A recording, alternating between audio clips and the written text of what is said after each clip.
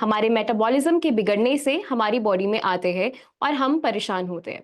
इस वेबिनार से पहले मैं कुछ इंस्ट्रक्शंस आपको देना चाहती हूँ, कुछ की पॉइंट्स हैं जो आपको पता होनी चाहिए। नंबर वन, वेबिनार के थ्रू हम थ्रू आउट हम यहाँ पे कुछ वीडियोस आपके साथ शेयर करेंगे एंड आपको एडुकेट करेंगे कि क्या है मेटाबॉलिक डिसऑर्डर्स और कैसे नेचुरल तरीके से और आयुर्वेद के साथ आप इसे बहुत आराम से हरा सकते हैं। सो वेबिनार के दौरान हम आपस में कुछ क्वेश्चन आंसर्स भी करेंगे।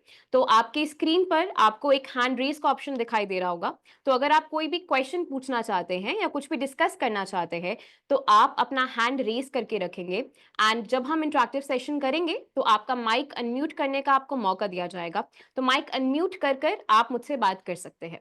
सेकंड, आप जो है अपने पास कोई भी डायरी या कोई भी नोटपैड और पेन साथ में रखें, बिकॉज वेबिनार के थ्रू आउट मैं आपको कुछ ऐसे टिप्स भी दूंगी, कुछ रेमेडीज भी दूंगी जो आप घर बैठे ही बहुत आराम से उसको यूज कर सकते हैं एंड अपनी बीमारी से निजात पा सकते हैं। एंड आपके लिए एक नंबर है विच आई शेयर, 7710371037। ये नंबर कॉल और व्हाट्सएप दोनों पर है। तो थ्रू आउट अगर आपकी कोई भी रिपोर्ट्स है या आप कुछ और कंसर्न रखते हैं या हमसे या हमारे डॉक्टर से बात करना चाहते हैं तो आप इस नंबर पर व्हाट्सएप नहीं तो कॉल कर कर अपनी क्वेरीज को हैंडल कर सकते हैं एंड अपनी रिपोर्ट्स 1 मिनट के ऑडियो के साथ, यानी कि जो भी इश्यूज हैं आपके, जो भी आपकी हिस्ट्री है उसको ब्रीफ तरीके से उसमें मेंशन करेंगे सो दैट हमारे डॉक्टर्स उसको सुनकर आपके साथ कंटैक्ट कर सके। तो अभी हम वेबिनार का स्टार्टिंग करते हैं एंड हम अपनी पीपीटी पर जाते हैं। तो मेटाबॉलिक डिसऑर्डर स्टार्ट करने से पहले हमको ये पता होना चाहिए कि मेटाबॉलिक डिसऑर्डर्स है क्या, एंड उससे पहले हमें पता होना चाहिए कि व्हाट इज मेटाबॉलिज्म, यानी कि मेटाबॉलिज्म होता क्या है। सो मेटाबॉलिज्म हमारे शरीर का एक ऐसा प्रोसेस है जिसमें हमारा जो खाना है वो हमारी एनर्जी में बदलता है। तो जो भी हम खाते हैं, जो भी हमारा फूड रहता है वो आगे फर्दर एनर्जी में डेवलप होता है एंड वो एनर्जी हमारे सेल्स लेते हैं और जो भी हम काम कर रहे हैं, कोई भी प्रतिक्रिया हो रही है, वो सारी चीजें हमारी मेटाबॉलिज्म से एसोसिएटेड रहती है। तो हमारे सामने स्क्रीन पर है कि एक ऐसा प्रोसेस जो खाने को एनर्जी में बदलता है जिससे हम चल फिर सके और काम कर सके। तो हमारी डेली की जो भी एक्टिविटीज हैं वो सारी हमारी मेटाबॉलिज्म से ही रेगुलेट होती है। कुछ खास प्रोटीन इस प्रोसेस की तरह जो है नियंत्रण करते हैं ताकि हमारा जो शरीर है वो सही तरीके से काम करे और हमारा जो डाइजेशन है एंड फर्दर जो प्रोसेसेस है वो सही तरीके से हो सके। अब अगर ये मेटाबॉलिज्म बिगड़ता है, एंड आई एम श्योर आपने सुना होगा, जब भी आपका कोई लिवर इशू है या कोई भी बेसिक इश्यूज रहते हैं और आप डॉक्टर के पास जाते हैं तो आपको बोला जाता है कि आपका मेटाबॉलिज्म कहीं ना कहीं बिगड़ गया है। तो ये मेटाबॉलिज्म अगर सही से काम नहीं करता, अगर वो खाना सही से हमारी एनर्जी में ट्रांसफर नहीं होता है तो हमें कुछ बीमारियां होती हैं एंड उन्हीं को हम बोलते हैं metabolic disorders. Next slide. So metabolic disorders ऐसी बीमारियां हैं जिसमें हमारे जो शरीर है उसको खाने से सही तरीके से ऊर्जा या एनर्जी नहीं मिलती है और हमारी बॉडी सही से उसका इस्तेमाल नहीं कर पाती है। तो उसमें हमारे पास मल्टीपल इश्यूज आने स्टार्ट होते हैं। जरूरी एंजाइम या विटामिन की कमी होना, असामान्य रासायनिक प्रतिक्रिया यानी कि सही से आपका जो फूड है उसका डाइजेशन होना, एब्जॉर्प्शन होना, वो सारे प्रोसेस नहीं हो पाते। लिवर, हार्मोन ग्रंथि या पाचन तंत्र की समस्या। तो अगर मेटाबॉलिज्म डिस्टर्ब है तो कहीं ना कहीं आगे जाकर आपका लिवर, आपके हार्मोन्स ये रेगुलेट प्रॉपर्ली नहीं हो पाएंगे। पोषण की कमी होना, यानी कि जो भी खाना आप खा रहे हैं उससे प्रॉपर्ली आपको न्यूट्रिशन अपटेक नहीं होता। अनुवांशिक बदलाव, यानी कि लंबे समय तक अगर ये इश्यूज रहते हैं तो आपकी जीन्स में भी चेंजेस आने शुरू हो जाते हैं एंड जीन्स में भी म्यूटेशन स्टार्ट हो जाती है एंड गलत खान पान तो इसका वन ऑफ द कॉज है ही है। Next slide. तो अभी हमारे पास मल्टीपल डिसऑर्डर्स हैं जो मेटाबॉलिक डिसऑर्डर्स के अंदर आते हैं और वो कौन कौन से हैं वो अभी हम देखेंगे। सर एक साथ ही करना, सारे आ जाएंगे। सो हमारे कॉमन मेटाबॉलिक डिसऑर्डर्स हैं, नंबर वन ओबेसिटी, यानी कि मोटापा। आपके हाइट और आपके एज के रिस्पेक्ट में अगर आपका वजन ज्यादा है that is considered as obesity. Thyroid, which is a very common disease nowadays, blood pressure, diabetes, PCOD and PCOS। तो ये हमारे बहुत ही कॉमन मेटाबॉलिक डिसऑर्डर्स हैं जो आज के टाइम पे बहुत ज्यादा प्रेवलेंट है पॉपुलेशन में।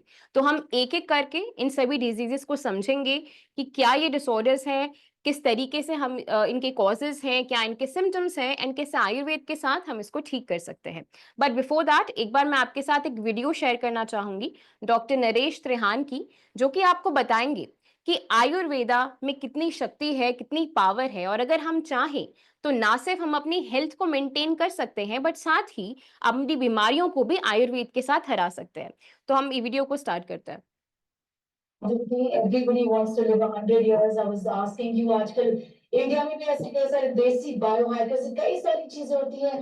ठंडे पानी आइस बकेट में कूद जाना, ठंडे पानी से मुंह धोना, infrared red light therapy, blue light therapy, all these therapies. और फिर ब्रायन जॉनसन है जो कि अपने आप को इंजेक्ट भी कर रहे हैं प्लेटलेट्स से, अपने बेटे के प्लेटलेट्स से। आप कैसे देखते हैं इन सारी चीजों को? क्या डेथ को डिफीट करना या longer, should I tell you? Panchakarma in Ayurveda is the best rejuvenation you can ever do. Once a year, if you can do Panchakarma, you will detoxify yourself enough to live life healthy. All these other things that नहीं, आगे बढ़ा continue कर दो एक minute. you're talking about was Johnson saying this or somebody saying these recipes, they are total recipe for disaster because people have to sell, people have to make money, people have to promote stuff. But it does not make sense. Somewhere in between what Dr. Celine said and what I said lies happiness. I totally endorse life in between. You're okay. I totally endorse what Dr. सो आपने सुना, जो आपकी screen पर है ये doctor Naresh Trehan है, जो Medanta hospital के निर्देशक है, यानी कि उसके डीएम है। एंड ये खुद बता रहे हैं कि आयुर्वेदा कितना पावरफुल है, कितना असेंशियल है। और अगर आप अपनी लाइफ में साल में एक बार या दो बार पंचकर्मा करवाते हैं, अपने आप को डिटॉक्स करवाते हैं, तो ना सिर्फ आप हेल्दी रह सकते हैं, बट हम बहुत सी बीमारियों पर भी इस पे काम करते हैं। तो एक बार हम अपनी डिजीज वाइज पीपीटी स्टार्ट करते हैं एंड बीच में फिर आपके जो क्वेश्चंस और वीडियोस है वो मैं आपके साथ शेयर करती रहूंगी। सबसे पहले जो हमारी डिजीज आती है हमारे पास, that is the blood pressure, यानी कि हाइपरटेंशन। एंड आज के टाइम पे blood pressure, sugar, thyroid, PCOD, PCOS के बहुत ज्यादा कॉमन हो गए हैं। 5 में से 3 या 4 लोगों को ब्लड प्रेशर और ये सारे कंसर्न्स रहते ही रहते हैं। तो एक बार हम डेफिनेशन से स्टार्ट करते हैं कि ब्लड प्रेशर है क्या। तो ब्लड प्रेशर को उक्त रक्तचाप भी कहा जाता है, यानी कि आपका जब नसों में खून का दबाव बढ़ जाता है तो आपका जो ब्लड है वो बहुत ज्यादा प्रेशर से आना शुरू होता है। अब इसको एग्जाम्पल से समझ सकते हैं। फॉर एग्जाम्पल, अगर आप एक पाइप है या एक होस है जिसको इस्तेमाल कर रहे हैं पानी देने के लिए पौधों को, अगर आप उसके नोजल को आगे से तेज पकड़ते हैं तो बहुत प्रेशर से पानी आना स्टार्ट होता है। सिमिलरली हमारी नसें हैं, तो अगर हमारी नसों में कोई भी गंदगी जमा हो रही है, टॉक्सिन्स जमा हो रहे हैं, एक्सेस ऑफ लिपिड जो है इकट्ठा हो रहा है, तो उसकी वजह से जो पीछे से ब्लड का प्रेशर है वो बढ़ता जाएगा। एंड जब प्रेशर बढ़ेगा तो वो नसों की वॉल्स के ऊपर ज्यादा प्रेशर एग्जिबिट करेगा एंड उसी को ही हम ब्लड प्रेशर कहते हैं। एंड वही आपके सामने मेंशन्ड है। एक मिनट, नेक्स्ट स्लाइड करना। आपको आपकी स्क्रीन पर हार्ट का स्ट्रक्चर दिखाई दे रहा है, साथ ही में एक आर्टरी हमने मेंशन की है। उस पे येलो कलर का आपको एक सब्सटेंस दिखाई दे रहा है जिसपे एथेरोस्क्लेरोसिस लिखा है, यानी कि जो भी गंदगी है, एक्सेसिव कोलेस्ट्रॉल है, लिपिड है, वो सारा आपका इकट्ठा हो रहा है। तो जब ये इकट्ठा होगा तो आपका जो आर्टरी है उसका साइज ऑटोमेटिकली छोटा हो जाएगा। एंड जब वो साइज छोटा होगा तो जो प्रेशर से ब्लड आ रहा है वो ज्यादा बढ़ता जाएगा। Next slide.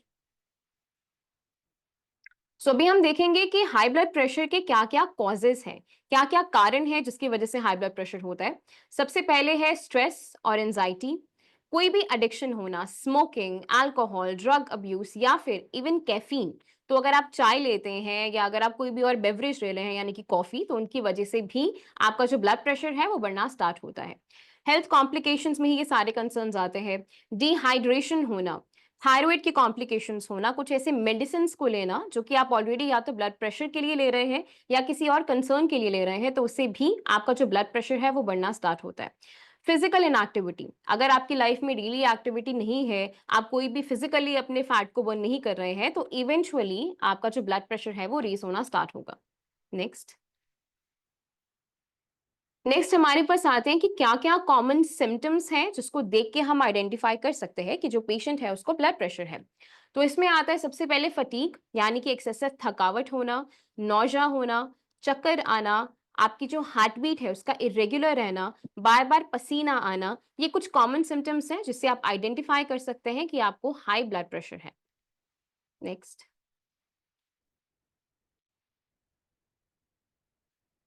नेक्स्ट हमारे पास एक स्टैट है जिसमें हमारे सामने है कि इंडिया में आज के टाइम पे 22.6 से 30% तक जो लोग हैं वो हाई ब्लड प्रेशर से पीड़ित हैं।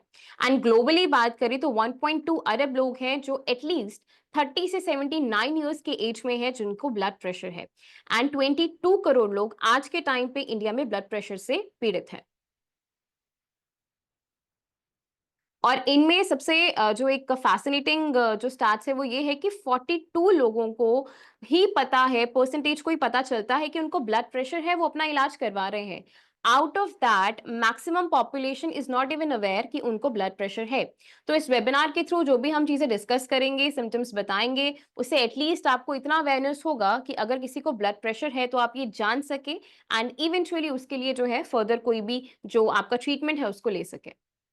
नेक्स्ट, अब आपके सामने स्क्रीन पर एक पॉइंट है जो कि काफी अच्छा एक्यूप्रेशर का पॉइंट है। तो अगर किसी को इनिशियली ब्लड प्रेशर स्टार्ट हुआ है तो आपके स्कैल्प में जो है सेंटर पर ये पोजीशन रहता है GV20। आप इसका फोटो भी ले सकते हैं एंड आपको ये स्क्रीन पर आपको जो है गूगल पर भी मिल जाएगा, आप सर्च करेंगे। तो इस पॉइंट को स्टिमुलेट करने के लिए आपने जो है खाली पेट 15 to 20 टाइम्स इस पॉइंट को प्रेस करना है, स्टिमुलेट करना है। एंड आप इसको दिन में 3 से 4 बार कर सकते हैं। तो अगर आपका ब्लड प्रेशर स्टार्ट हुआ है तो इवेंचुअली वो धीरे-धीरे स्ट्रीमलाइन में आना स्टार्ट हो जाएगा।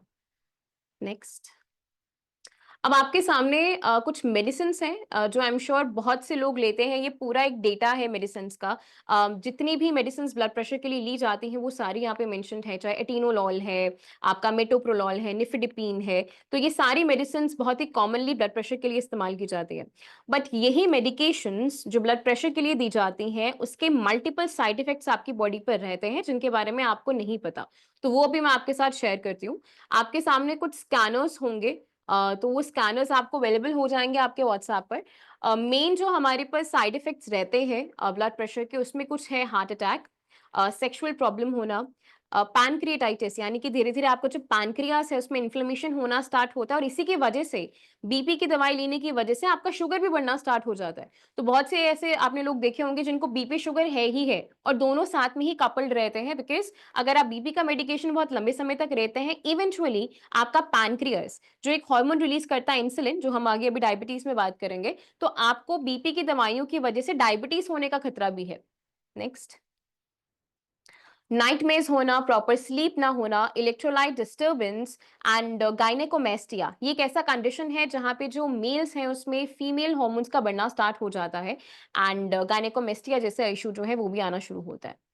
नेक्स्ट, तो ये हमारे कॉमन साइड इफेक्ट्स हैं जो कि हम ब्लड प्रेशर की मेडिसिन में ऑब्जर्व करते हैं, बट डेली रूटीन में हम उनको इग्नोर कर देते हैं थिंकिंग कि ये कोई बड़ी बात नहीं है। बट अगर आप लंबे समय तक इन मेडिसिन का सेवन करते रहते हैं तो इन सिम्टम्स को आपको वो आएंगे ही आएंगे। You can't ignore these symptoms. So it is better कि आपको ये सारी इन्फॉर्मेशन हो कि आप जो भी मेडिसिन ले रहे हैं एक बार आप उसका नाम गूगल पे सर्च करेंगे और साथ में आगे साइड इफेक्ट्स लिखेंगे तो you will have multiple of the symptoms जो माइट भी आप प्रेजेंट टाइम में जो है फेस कर रहे होंगे। नेक्स्ट, नेक्स्ट, नेक्स्ट है डायबिटीज। अभी जो है एक बार हम एक दो जो है चैट में कुछ क्वेश्चंस आए थे सर, एक मिनट दिखाना। अगर आप क्वेश्चंस पूछना चाहते हो अपना हैंड रेज कर सकते हैं, चैट में कुछ क्वेश्चंस हैं तो एक बार मैं उन्हें देख लेती हूँ।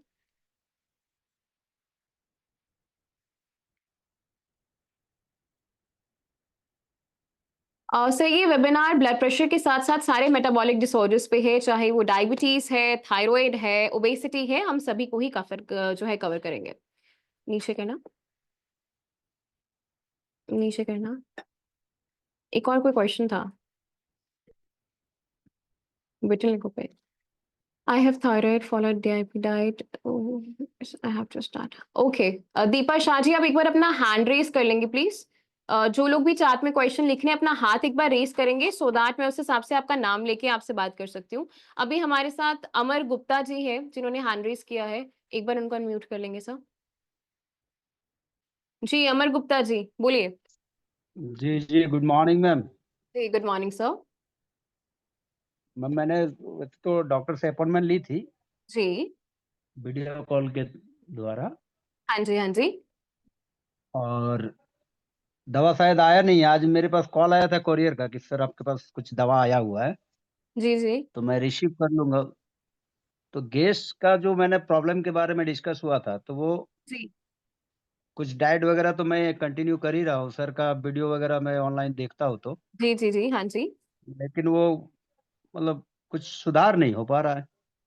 ओके। आप अमर गुप्ता जी कहाँ से बात कर रहे हैं? रांची से बात कर रहे हैं, राइट? जी जी जी, रांची से बात कर जी, रहा ओके। आप एक काम करेंगे, आप चैट बॉक्स में एक बार अपना नंबर डालो, ठीक है? आपके पास जो भी हूँ। जी मेडिसिन्स आ रही है एक बार वो भी चेक कर लेते हैं, एंड साथ ही में जी। और क्या-क्या कंसर्न्स हैं उस पे डिस्कस करके आपका जो डाइट प्लान है उसको थोड़ा-सा चेंज हम्म, करेंगे, राइट? और वेबिनार में आप साथ में जुड़े रहना, मैं एंड में आपको बहुत सी चीज़ें ऐसी भी बताऊँगी जो कि आपके गैस्ट्रिक इश्यूज़ के लिए, बाकी सब कंसर्न्स के लिए काफ़ी हेल्पफुल रहेंगी, ठीक है? तो एक बार चैट और बॉक्स में आप अपना नंबर डाल दो, और एक पूछ रहा था, मेरा एक बेटा है करीब 13 साल का, ठीक है? उनको थायराइड की प्रॉब्लम है, मतलब डॉक्टर को चेकअप कराए थे तो थायराइड है, दवा कंटिन्यू ओके, लेता है, एक गोली सुबह 25 mg ठीक है। का। ओके, हाइपो है कि हाइपर है सर? ये मैं तो रिपोर्ट भेजूंगा तभी आप वो, हाँ, क्योंकि आप रिपोर्ट मेडिसिन एक लाइन बार में तो शेयर, बहुत ज्यादा। बिल्कुल, बिल्कुल। आप एक बार उनका अपना जो नंबर है वो चैट बॉक्स में डाल दो अपने नाम के साथ, तो एक बार मेरी टीम आपको कनेक्ट कर लेगी। और उनके लिए भी हम एक बार देखना होगा, बिकॉज़ आगे मैं वेबिनार में बताऊँगी भी कि थायराइड भी 2 तरह का होता है, तो हमें उस हिसाब से ही ट्रीटमेंट देना होता है, ठीक है? तो एक बार आप अपनी रिपोर्ट और उनकी भी, अपनी बेटी की रिपोर्ट जो है वो साथ में शेयर कर देना, जरूर जरूर ठीक जरूर है? जरूर। जी, आप चैट बॉक्स में नंबर डाल दो सर। ठीक ओके है sir, Amarjeet, thank you ma'am. Thank you, alright. हाँ मैडम, मुझे हेलो जी, थायराइड है। हाँ जी, हाँ, हाँ जी, दीपा बोल रही हूँ। हाँ जी, दीपा जी बोलिए। अच्छा, मुझे थायराइड था, मैं 75 ml ले रही थी। हुँ। फिर मनीष जी का वो वीडियो देख के मैंने डीआईपी डाइट चालू किया। हुँ, मिल्क एकदम अवॉइड किया, मतलब थोड़ा कभी चाय ले लेती थी दोपहर हुँ, को। हुँ, हुँ, हुँ, और खाने पीने का पूरा रात को भी नहीं खाती हूँ। तो भी मेरे को 1.5 महीना 1.5 साल कुछ नहीं, मतलब कम आया। हुँ, अभी हुँ। शूट अप हो गया, 30 आ गया। तो फिर आपको 25 चालू करवाया आपने। हाँ टीएसएच 30 आ गया आपका। हाँ, टीएसएच। बहुत ज़्यादा है मैम, 30 तो बहुत ज़्यादा है। हाँ, तो इसलिए मेरे को 25 अभी चालू करवाया है, बोला कि 1 महीने के बाद देखो हुँ, आप, बाद में रिपोर्ट निकाल के फिर से करते हैं ओके। कितना लेना है गोली, ऐसा। कुछ हुँ, प्रॉब्लम नहीं हो रहा था, खाली थोड़ी थकान हल्की सी, पर हुँ। ऐसी ज्यादा कुछ प्रॉब्लम नहीं हो रही थी, फिर भी मेरे को आया तो आपको 30। साथ में ब्लड प्रेशर भी है क्या? बीपी नहीं चेक नहीं किया? है, बीपी ओके, चेक करवाया कल ही, नहीं करे। ठीक है। थोड़ा ध्यान रखेंगे, बिकॉज़ थायराइड प्रोफाइल जब आगे जाके जो है सेटल नहीं होता ना, तो बीपी भी बढ़ना शुरू हो जाता है। आप भी दीपा जी एक हम्म। बार अपना चैट बॉक्स में नंबर डाल दीजिए, ठीक है? एक बार ओके। आपसे कंसल्ट करके, आपकी रिपोर्ट देख के, उसके बेसिस पे अच्छा। हम आपको ट्रीटमेंट देना स्टार्ट करेंगे, सो दैट ये जो थायराइड प्रोफाइल है ये मेंटेन होना शुरू हो, ठीक है? ओके, पर वो जो डीआईपी डाइट ले रही हूँ उससे गैस तो नहीं बनती है ना, क्योंकि नहीं, नहीं, नहीं एसिडिटी मैम। हो जाती है। नहीं, नहीं, फ्रूट नहीं, से वो उस हिसाब हमें से फ्रूट देखिए, से। जो एक डीआईपी डाइट है वो सभी के लिए है जो कि ऑलरेडी अवेलेबल है। बट यहाँ पे हम हाँ। आपको टेलर फिट डाइट देंगे, यानी कि आपके हिसाब से, बिकॉज़ हर पर्सन का बॉडी टाइप अलग है, राइट? किसी को कुछ सूट ओके। करता है, किसी को कुछ सूट नहीं करता। तो उसके बेसिस पे ही हाँ। आपको जो डाइट है वो प्रोवाइड होगा। तो एक बार आप अपना नंबर शेयर कर दो चैट बॉक्स में, आपको सारी डिटेल्स ओके। अवेलेबल हो जाएँगे और हमारे डॉक्टर आपके साथ कनेक्ट कर लेंगे, ठीक है? Okay, thank you. जी, ओके मैम, ऑलराइट। हाँ। हाँ जी, एके जी, हेलो। राहुल जी। हाँ हेलो। जी, जी, जी, बोलिए सर। जी ma'am, good morning. Good morning sir. Ma'am, मुझे किडनी का प्रॉब्लम हुआ था पहले, और मेरा जीएफआर रेट बहुत लो जा रहा है, और मेरा ओके, यूरिन आउटपुट भी बहुत कम है। आपका जीएफआर कितना है सर अभी? जीएफआर मेरा 20 और 19 के बीच में है, और ओके। मेरा बीपी जो है वो बहुत ज़्यादा फ्लक्चुएट करता है। हुँ। डॉक्टर ने मुझे लेसिक्स भी चलाया था, हाँ तो जी, लेसिक्स की टैबलेट चल रही थी, मेरी 40 mg चल रही थी, ओके। और उससे मैं मेंटेन भी था। लेकिन अब मेरी जो जीएफआर रेट है वो कैसे बढ़ेगा, मेरी किडनी की काम करने की क्षमता बढ़ेगी कैसे? जी, और आपका मेरा बीपी जो है वो बहुत एकेजी अभी फ्लक्चुएट होता है। क्रिएटिनिन कितना चल रहा है आपका? सीरम क्रिएटिनिन कितना है आपका अभी? सीरम क्रेटिनिन मैम 12 के आसपास चल रहा है मेरा। पहले 18 था, डायलिसिस हुआ था, 2-3 बार डायलिसिस होकर के अभी मेरा क्रेटिनिन जो है वो 12 आ गया है। ओके, आप कहाँ से बात कर रहे हो? मैम मैं खरड़ से बात कर रहा हूँ, ओके। और अभी मेरी डिजीज़ को मतलब सामने आए हुए सिर्फ 2 या 3 महीने हो रहे हैं। हुँ। तो ओके, मैं चाहता हूँ कि मेरी किडनी जो है वो रिवाइव करे, क्योंकि आचार्य जी की मैंने बहुत सारी वीडियोस देखी हैं जिसमें वो बहुत सारी थेरेपी एब्सोल्युटली। करते हैं, और बहुत सारी मेडिकेशंस भी बताते हैं और हॉस्पिटल का हम्म भी कुछ बताते हैं, कुछ मुझे गाइड करो या घर जी पे ही कुछ गाइड करो कि ताकि मैं घर हम्म पे ही चीज़ें जो हैं वो मेंटेन कर सकूँ। जी, आपको ना घर पे तो अभी नहीं होगा, हमें आपको अपनी सेंटर ही बुलाना पड़ेगा बिकॉज़ क्रिएटिनिन हायर साइड पे है, ठीक है? आपका जी। एज क्या है बाय द वे? मैम मेरा एज 29 ईयर्स है 29 और ओके। मेरा बस बीपी का सबसे ज़्यादा मेन प्रॉब्लम है। कोई ऐसी चीज़ जो मुझे घर पे बताई जाए या कोई मेंटेन हुँ। करवा दे मुझे घर पे ही, कुछ देखो ऐसी ब्लड चीज़। प्रेशर और किडनी ना आपस में इंटर रिलेटेड होते हैं। अगर आपका ब्लड प्रेशर बढ़ेगा, तो आपकी किडनी में जो ब्लड सर्कुलेशन है वो समय के साथ कम होती जाएगी और जब जी। किडनी में खून की मात्रा कम होगी तो इवेंचुअली जो किडनी का काम है खून को छानना वो और कम होता जाएगा।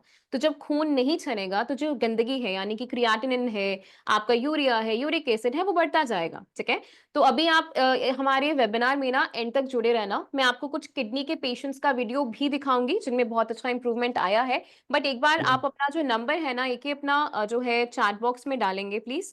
आपसे मैं एक बार बात करूँगी, मुझे मेरा नाम लिख एक देना। क्वेश्चन एक क्वेश्चन और पूछना था मैम, क्या ये क्रिएटिनिन बॉडी में नॉर्मली बनता है या सिर्फ अगर डिजीज हो जाती है तभी क्रिएटिनिन बनता नहीं, है? नहीं, देखो क्रिएटिनिन मसल का बाय वेस्ट है। जब हमारी मसल्स टूटती है ना, तो क्रिएटिनिन जी। रिलीज़ होता है। बट ये यूजुअली हमारी किडनी आराम से फ़िल्टर आउट कर देती है। बट अगर आपकी जी, जी। किडनी में कोई दिक्कत आ रही है, यानी किसी को ब्लड प्रेशर है, डायबिटीज़ है, या कोई भी जेनेटिक डिसऑर्डर है, उसकी वजह से आपकी जो किडनी है, वो खून को छानती नहीं है और जो क्रिएटिनिन निकालना चाहिए, वो निकालती नहीं है, वो इकट्ठा होता रहता है। तो जब वो अच्छा, इकट्ठा मतलब होगा, तो वो क्रिएटिनिन हमारे किडनी ब्लड से में बाहर दिखाई देता है। हाँ, क्रिएटिनिन जो है किडनी से बाहर निकलता है नॉर्मली, एब्सोल्युटली लेकिन और जब डिजीज हमारे होती है यूरिन तो। के थ्रू जाता है। जी। बिल्कुल। जब डिसीज ठीक होगा है तो मैम। वो चीज पॉसिबल नहीं होगी। तो आपका जो क्रिएटिनिन है वो आपके खून में ही ज्यादा रहेगा और जब वो खून में ज्यादा रहेगा तो आपका टॉक्सिन लेवल भी बढ़ेगा and also at the same time आपकी जो किडनी है उसकी फंक्शनिंग कम होती जाएगी, तभी जीएफआर कम हो रहा है, ठीक है? क्योंकि तो मैम जीएफआर आपका हाँ मेरा हाँ बोलो। बीपी किस वजह से फ्लक्चुएट हो रहा था, वो मुझे थोड़ा समझ में नहीं आया कि बीपी किस मेंटेन वजह करना से। पड़ेगा। देखो अगर आपका बीपी मेंटेन नहीं होगा आपकी किडनी ठीक नहीं हो पाएगी। आप अपना नंबर एक बार चैट बॉक्स में डालो, मैं आपको वेबिनार के बाद एक बार खुद ही कॉल करूंगी, ठीक है? एक बार मैं आपसे ठीक है। प्रॉपर्ली आपकी डिटेल्स लेके then I will guide you further, thank you doctor साहब। ठीक है? ओके जी, ऑलराइट। हाँ जी, एक एक और लेते हैं। जी, राहुल जी, राहुल पाठक जी।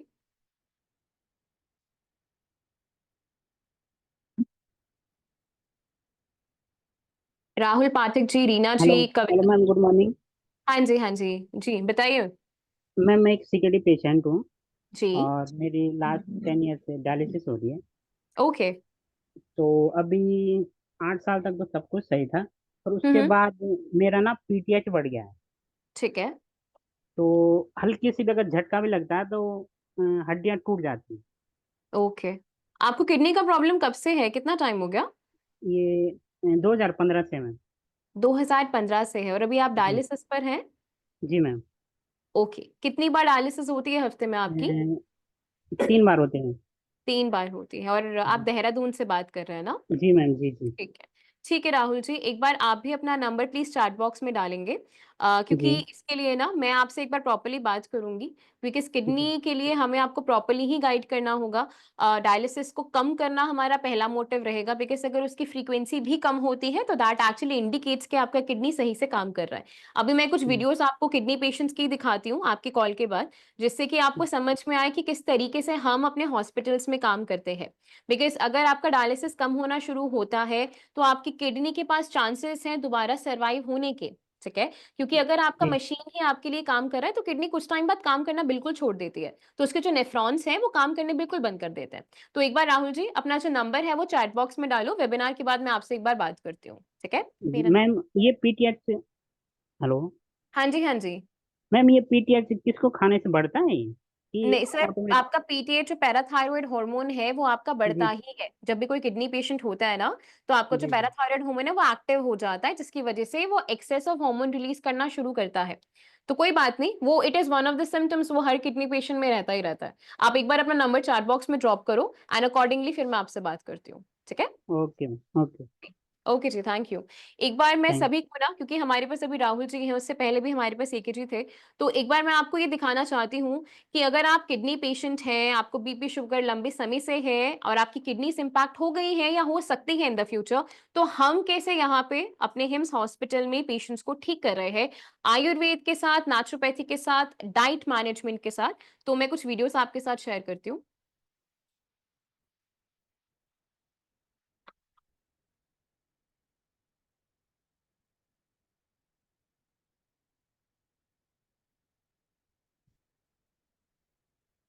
तो सबसे पहले हमारे पास एक बच्चा है जिसका नाम है प्रशांत कुंवर, ये 18 इयर्स के हैं। इनका किडनी भी सही से फंक्शन नहीं कर रहा था और ये हमारे डेराबस्सी वाले ब्रांच में आए। एंड अभी आप खुद ही इनके मुंह से सुनेंगे कि किस तरीके से इनकी किडनी सीकेडी स्टेज 5 से सीकेडी स्टेज 3 पर पहुंची है प्रॉपर ट्रीटमेंट के साथ। तो एक बार हम इनकी वीडियो को सुनते हैं। चलाएंगे सर। क्या दिक्कत हुई थी? मेरे को किडनी की प्रॉब्लम थी। पता चला ये मेरे को 2022 में किडनी बीमारी पता चली है। कैसे पता चला? एक्चुअली मेरे को डेंगू हो गया था। डेंगू में जब मैंने रिपोर्ट करवाया तब मेरे को पता चला कि मेरी केराटिन लेवल इंक्रीज हुई है। तो मैंने डॉक्टर से मिला तो डॉक्टर ने कहा कि मेरी दोनों किडनी फेल हुई है। दोनों किडनी फेल। उसकी वजह से कोई पहले दिक्कत आती थी यूरिन में, वैसे कोई दिक्कत आती थी? दिक्कत तो कोई नहीं दिखी। सिम्टम कितने साल के हो बेटा? मैं 18 इयर्स का हूँ। 18 साल के हो। हमारे पास कब पहुंचे? मैं 23 में अप्रैल 23 में आप आ पाए थे। और हमारे पास ये रिपोर्ट है, जब ये बच्चा हमारे पास आया था तब इसकी किडनी का जो GFR था इसका 9 था। अगर करेंगे कितने परसेंट किडनी? ये बच्चे का नाम है प्रशांत कुंवर, 17 साल, 26 अप्रैल 2023। लेफ्ट किडनी 4.5 ml खून साफ कर रही थी, 60 करना चाहिए। एक किडनी को 4.5 ही कर रही थी। और ये इसकी टोटल रिपोर्ट है। 9 ml किडनी पूरा खून साफ कर रही थी। ये रिपोर्ट आपके सामने है। ये 26 अप्रैल 2023 की रिपोर्ट है। हमें यही बोला गया, इतने साल से इनको भी यही बोला गया, किडनी फेल कभी ठीक नहीं हो सकती। हमेशा बोलते हैं डायलिसिस कराओ, ट्रांसप्लांट कराओ, किडनी ठीक नहीं होती। तो मैं आपको अब चमत्कार दिखाऊंगा, किडनी ठीक होती है भाई, लेकिन तुम्हें नहीं विश्वास तो हम क्या करें। ये उसके बाद दोबारा फिर 15 दिसंबर को रिपोर्ट हुई जिसमें कि यही किडनी, ये दोबारा देखिए प्रशांत कुमार, 15 दिसंबर 2023। ये किडनी फिर जो लेफ्ट थी जो 4.5 थी वो 12 हो गई और राइट वाली 11 हो गई। यानी कि टोटल स्टेज पे आ गई। यानी कि किडनी स्टेज 5 से स्टेज 4 पे आ गई। यानी कि किडनी टोटल 23 ml खून साफ करने लग गई जो कि 9 ml करती थी। तो ये दूसरी रिपोर्ट है। तेरी है? हाँ ठीक है।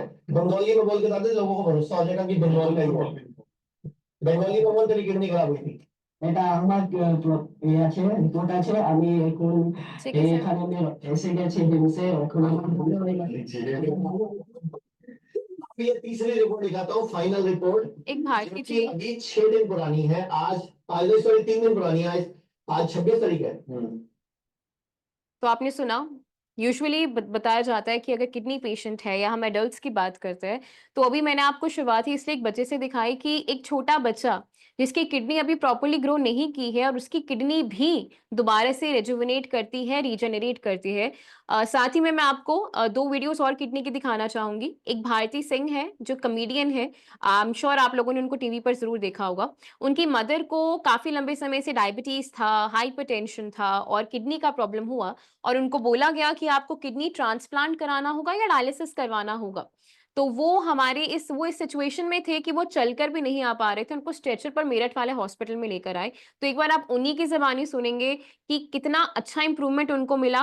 एंड आज के टाइम पे ना उनका डायलिसिस होता है, 2 साल से ऊपर हो गए हैं, ना कोई ट्रांसप्लांट हुआ है। तो एक बार हम इस वीडियो को भी देखते हैं।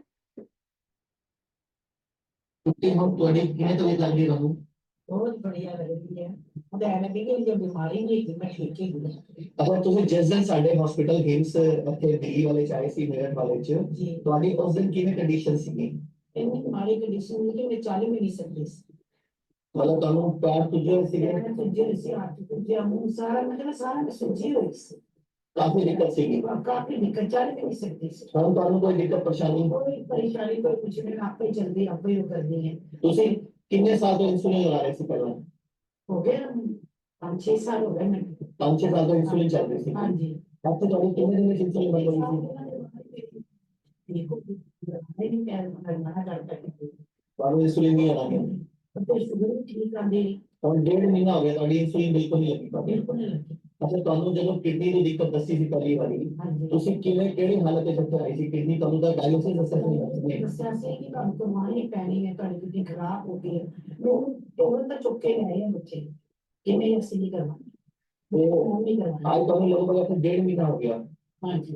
1.5 ਮਹੀਨੇ ਤੋਂ ਤੁਸੀਂ ਆਪਣੇ ਆਪ ਨੂੰ ਕੀ ਫੀਲ ਕਰਦੇ ਹੋ? ਆਪਣੇ ਆਪ ਨੂੰ ਇਹੀ ਫੀਲ ਕਰਦੇ ਹਾਂ ਕਿ ਮੈਂ ਕਦੀ ਬਿਮਾਰ ਹੀ ਨਹੀਂ ਹੋਈ। ਏਦਾਂ ਮੈਨੂੰ ਲੱਗਾ ਤੁਸੀਂ ਸੋਚ ਵੀ ਸਕਦੀ। ਇਹ ਕਹਿੰਦੇ ਬਿਮਾਰ ਮੈਂ ਨਹੀਂ ਲੱਗਦਾ ਕਿ ਮੈਂ ਬਿਮਾਰ ਹੈ। थे, अभी सुस्ती होती लग गई। हाँ बहुत ज्यादा, थोड़ा चेहरा हाथ पैर सब सूजन हट गई है। बड़ी सूजन है ऐसी। ठीक है, समझ मैं नहीं पता नहीं कि मैं मानना। तो आपने खुद ही सुना कि जिनको डायलिसिस बता दिया था, ट्रांसप्लांट भी बता दिया था, इवेंचुअली हमारे पास आकर आयुर्वेद के साथ उन्होंने डायलिसिस भी नहीं करवाया, ट्रांसप्लांट की जरूरत भी नहीं पड़ी। तो हम किडनीज को, कैंसर को, ऐसी बीमारियों को भी बहुत अच्छे से डील कर सकते हैं आयुर्वेद के साथ। अगर आप राइट टाइम पे आए हमारे पास तो बहुत बढ़िया है, क्योंकि अगर आप सही टाइम पे चीजों को जानते हैं। देखो, हम मल्टीपल वेबिनार्स करते हैं यहाँ पर, अलग अलग डिजीजेस पर करते हैं, किडनीज पर होते हैं, कैंसर पर होते हैं, लिवर डिसऑर्डर्स पे हैं, हार्ट पे है।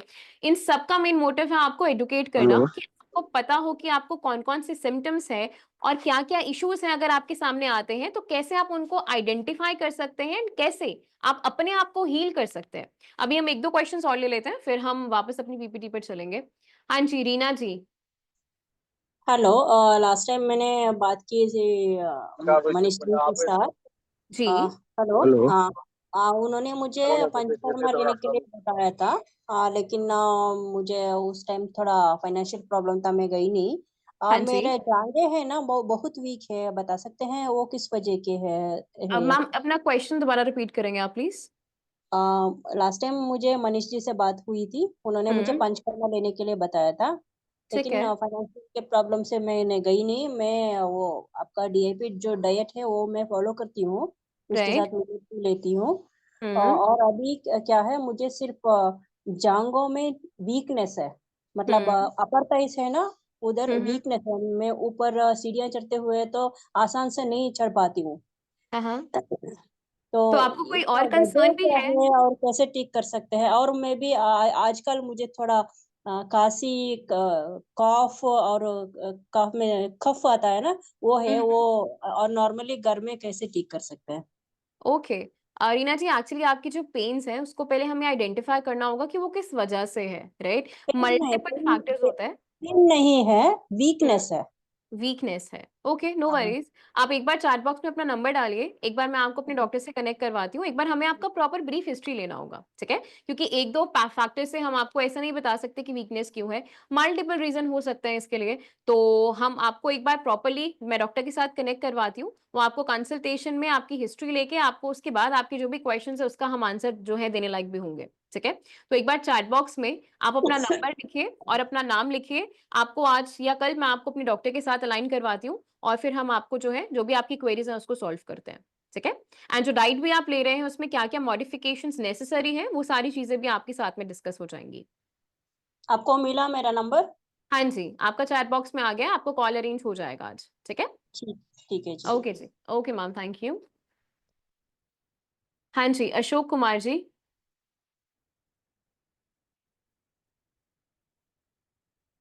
आप में से कुछ लोगों ने अपना जो नंबर है, मतलब जो हमें दिख रहा है वो नंबर्स मेंशन्ड है या आपके फोन्स मेंशन्ड होते हैं, तो आप अपना जो है इसको एडिट कर लीजिए, अपना नाम लिखिए, सो दैट आपको जो है आपसे बात करने में मेरे लिए थोड़ा इजी हो जाएगा। तो अपने जो नंबर्स हैं उसको स्विच करके, एडिट करके अपनी जो नेम्स है वहां पे मेंशन करिए। हाँ जी, हाँ अशोक मैम। कुमार। हाँ जी सर। हाँ, नमस्ते मैडम। नमस्ते सर। एक्चुअली मेरे पिताजी का तबीयत बहुत दिनों से खराब है, ठीक है, हम्म। 2-3 साल से। उनको बीपी की दवाई चलती है, ठीक है। मेट्रोपोलोल एल 25 mg, हाँ जी। और एक ब्लड थिनर रिवेक्टावेन 20 mg। ओके। ये टेबलेट उनको पीजीआई में लिखा गया था। हार्ट का साइज उनका बड़ा है, ठीक ये है। डायग्नोसिस में आया था। हम्म। लेकिन इस बीच में अभी क्या हो रहा है कि सोडियम उनके शरीर से शॉर्ट कर जा रहा है बार बार। हमको लगता है 4 महीने में 2 बार सोडियम शॉर्ट कर गया है। ओके। तो उनको NH3% पानी चढ़ा के थोड़ा सा नॉर्मल हुआ है। लेकिन अभी क्या है कि पूरे शरीर में वीकनेस है, थोड़ा दूर भी चलते हैं तो सांस तेज चलने लगती है। अब समझ ओके। में नहीं आता क्या परेशानी है। रात में यूरिन बहुत ज्यादा डिस्चार्ज होता है, तो 7 बार वो पेशाब करते हैं, 8 बार पेशाब करते हैं। पता नहीं चल पड़ा क्या, मतलब परेशानी है आपने उनको। अपनी कोई इन्वेस्टिगेशंस करवाई है क्या, हार्ट से संबंधित या बेसिक कोई ब्लड रिपोर्ट्स करवाई हैं? हाँ हाँ, हार्ट से संबंधित करवाया था तो ब्लड प्रेशर थोड़ा सा ज्यादा रहता है। हम्म। 2D को डॉपलर वगैरह हुआ तो उसमें कहीं कोई ब्लॉकेज वगैरह पता नहीं चला है। लेकिन अच्छा, हार्ट का साइज उनका बड़ा है, हार्ट का ये साइज क्लियर बढ़ हुआ रहा है था। अभी, ठीक है, ठीक है, हाँ, ओके। बड़ा है। ओके, आप कहाँ से बात कर रहे हैं अशोक जी? मैं सुपौल बिहार से हूँ। बिहार से बात कर रहे हैं आप। एक बार अशोक जी अपना नंबर चैट बॉक्स में डालिए, हमें ना सिर की सारी जी रिपोर्ट चाहिए होंगी, क्योंकि एक प्रॉपर जी कंसल्टेशन ही करना पड़ेगा। अगर हार्ट का साइज जी बड़ा जी है और लंबे समय तक वो बड़ा ही रह रहा है तो कहीं ना कहीं जो है डिकम्पनसेटरी चेंजेस आने स्टार्ट होते हैं हार्ट के अंदर, ठीक है। तो अभी जो जी वीकनेस जी है, जी बाकी चीजें तो देखिए एसोसिएटेड सिम्टम्स है, वो तो रहती ही रहती हैं, बट जो मेन कंसर्न है कि हार्ट में एग्जैक्टली इशू है कहाँ पे, और अगर हार्ट का साइज हम्म बढ़ रहा है तो क्यों बढ़ रहा है वो हमें आइडेंटिफाई करना है, ठीक है। तो एक बार आप अपना नाम हम्म और अपना जो नंबर है वो चैट बॉक्स में डालो। आज मैं आपको अपनी टीम से हम्म, कनेक्ट करवाती हूँ एंड अकॉर्डिंगली फिर जो भी सर के जी लिए बेस्ट रहता है वो ट्रीटमेंट हम आपको देंगे, ठीक है। जी जी जी मैम। जी, आप अपना नंबर एक बार डाल दीजिए सर। वही वीकनेस बहुत ज्यादा है, वीकनेस उनका नहीं ठीक हो रहा है, कोई तो बात नहीं, समझ उस में पर भी नहीं काम आता है। करेंगे। वीकनेस, खाना हाँ। खाना वो नहीं खा पाते हैं, टेस्ट उनको अच्छा नहीं लगता खाना। हम्म। दो ठीक तीन है, महीने से खाना उनका कमजोर हो ओके, कोई बात नहीं, आप एक बार नंबर डालिए, एक बार हम आपको कनेक्ट करवाते हैं, ठीक है। गया। डाल दिया मैंने सर। जी जी सर, ओके जी, ओके, थैंक यू। एक बार हम पीपीटी पर वापस चलते हैं, बट बिफोर दैट एक बार सर हॉस्पिटल की जो लिस्ट है एक बार वो निकाल देंगे। एक बार मैं आप सभी को हॉस्पिटल्स हमारे कितने हैं, कहाँ पर है, उन सब की लोकेशन बताती हूँ, क्योंकि अगर आपके नोन में या आपको भी कहीं जाना हो तो पैन इंडिया में हमारे 48 प्लस हॉस्पिटल्स हैं, 65 प्लस क्लिनिक्स हैं और डे केयर सेंटर्स हैं, और मल्टीपल लोकेशंस में वो सूटेड है। तो अगर आप हमारे हॉस्पिटल में आना चाहते हैं तो 5 हमारे मेन हॉस्पिटल्स हैं। सबसे पहला है डेरा बसी, जो हमारा जो है मेन हेड ब्रांच है। लखनऊ हमारा हॉस्पिटल है 100 bedded. Navi Mumbai 150 bedded hospital है हमारा। मेरठ मुरादनगर ये हमारा एशिया का सबसे बड़ा इंटीग्रेटेड हॉस्पिटल है। पंचकुला में हमारा सेंटर है। इसके अलावा आपके सामने स्क्रीन पर मल्टीपल और स्टेट्स में भी हमारी लोकेशंस है, चाहे बिहार है, हरियाणा है। सर एक बार जूम इन करेंगे।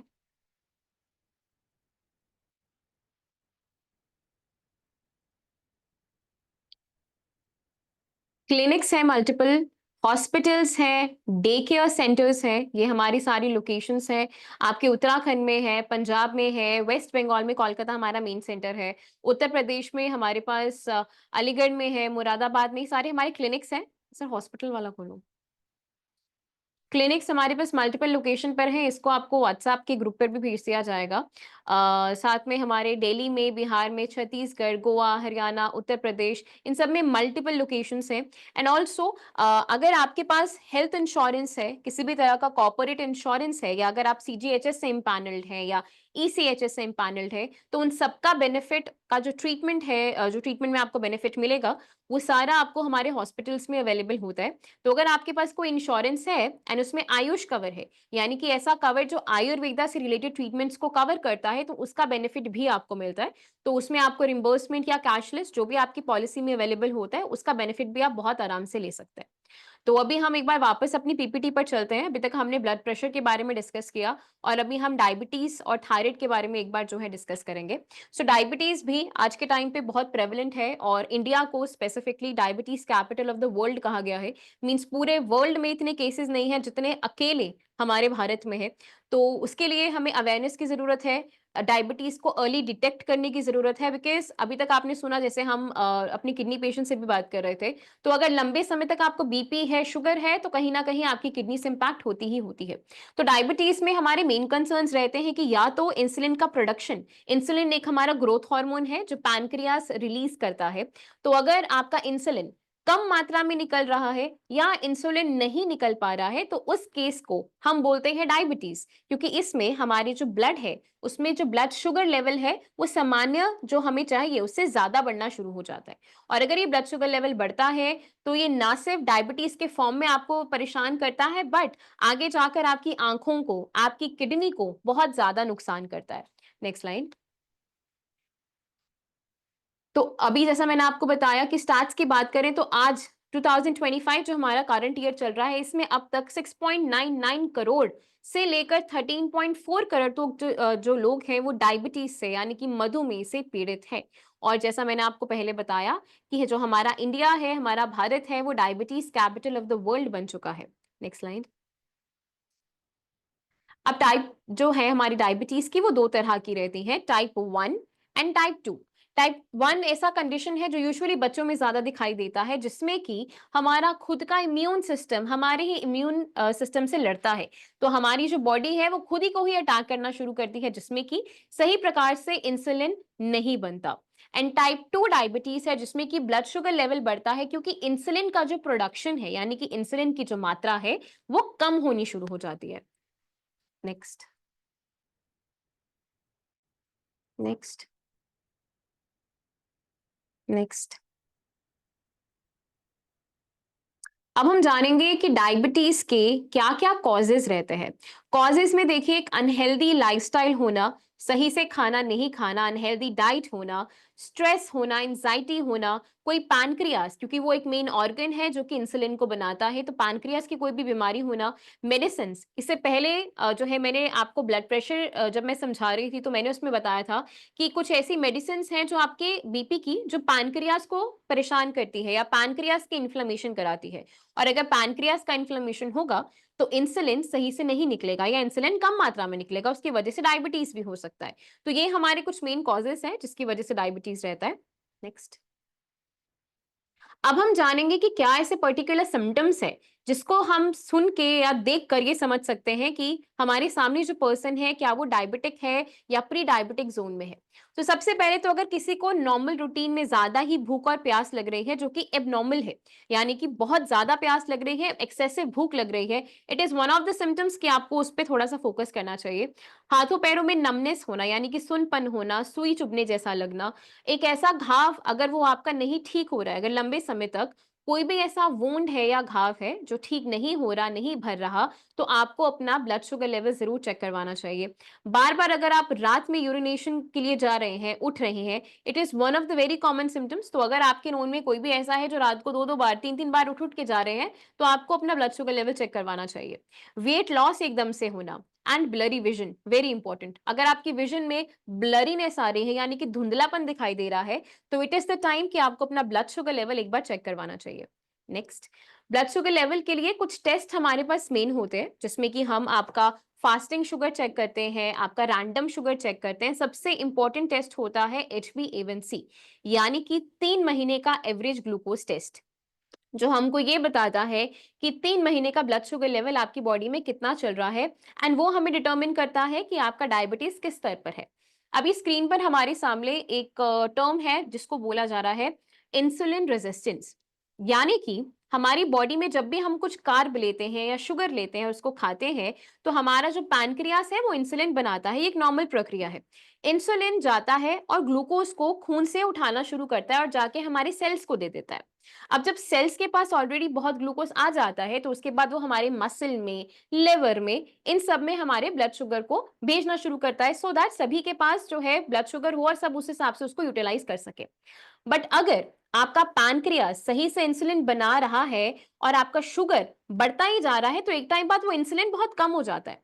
तो अब कितना भी सेल्स को दे दो, लिवर को दे दो, मसल्स को दे दो, स्टिल आपका जो शुगर है, फिर भी आपका जो शुगर है वो आपके ब्लड में रहेगा, और यही बनता है इंसुलिन रेजिस्टेंस। यानी कि अब जो शुगर है वो बहुत ज्यादा हो गया है और इंसुलिन की मात्रा कम हो गई है, जिसकी वजह से आपकी बॉडी में इंसुलिन रेजिस्टेंस आ जाता है। यानी कि हमारे सेल्स भी मना कर देते हैं, सारे ऑर्गन्स मना कर देते हैं कि हमको शुगर नहीं चाहिए, हमारे पास ऑलरेडी बहुत है, तो वो ब्लड में जाके आपको नुकसान देना शुरू करता है, and that is called as your insulin resistance. और ये आपके मेटाबॉलिज्म को बहुत ज्यादा डिस्टर्ब करता है, और यही जो है पर्टिकुलर टाइम आता है जिसमें आपको पीसीओडी, पीसीओएस की समस्या आने लगते हैं, आपका हार्ट के इश्यू स्टार्ट होते हैं, आपके ओबेसिटी यानी कि आपका जो वेट है वो बहुत ज्यादा बढ़ना शुरू हो जाता है। नेक्स्ट। अब आप जितने भी डायबिटिक पेशेंट्स हैं जो काफी लंबे समय से डायबिटीज के साथ हैं, आपको पता है कि आपको जब मेडिसिन काम नहीं करती है तो आपको इंसुलिन थेरेपी पर भेज दिया जाता है, यानी कि इंजेक्टेबल्स आपको दे दिए जाते हैं। बट उन इंजेक्टेबल्स के मल्टीपल साइड इफेक्ट्स हैं, और सबसे पहला और कॉमन है हाइपोग्लाइसीमिया। आई एम श्योर जितने भी डायबिटिक पेशेंट्स हैं आपको पता है रात को एकदम से आपका ब्लड शुगर डिप हो जाता है, बहुत ही कम हो जाता है, तो आपको कुछ खाना पड़ता नहीं तो चक्कर आता है, घबराहट हो जाती है। तो ये one of the common side effect है आपके इंसुलिन थेरेपी का। वेट गेन होना, आसपास सूजन होना, आपकी एलर्जीज होना, ये सारी चीजें आपकी इंसुलिन की थेरेपी के साइड इफेक्ट्स रहते हैं। नेक्स्ट। अब हमारे सामने एक वीडियो है, ये हमारे ओझा सर हैं, आई एम श्योर आप लोगों ने इनको जरूर देखा होगा। ये जितने भी यूपीएससी एस्पिरेंट्स हैं उनको हेल्प करते हैं, तो आप इन्हीं के जुबानी सुनेंगे कि कैसे इन्होंने अपने ब्लड प्रेशर और डायबिटीज और हाई कोलेस्ट्रॉल लेवल को आयुर्वेद के साथ मैनेज किया। कोरोना काल में डायबिटीज का शिकार बना दिया। और कोरोना काल कहना तो ज्यादा गलत होगा।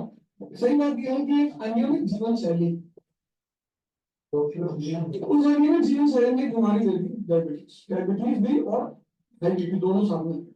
फिर ऐसे ही आकस्मिक, हालांकि आचार्य मनीष जी से मेरी मुलाकात विवेक बिंदल जी के शो में हो चुकी थी, पर एक दिन ये किसी डाइट की चर्चा कर रहे थे, वो मेरे स्टूडेंट ने मुझे भेजी, वो डाइट मैंने फॉलो किया, 2 प्लेट थेरेपी।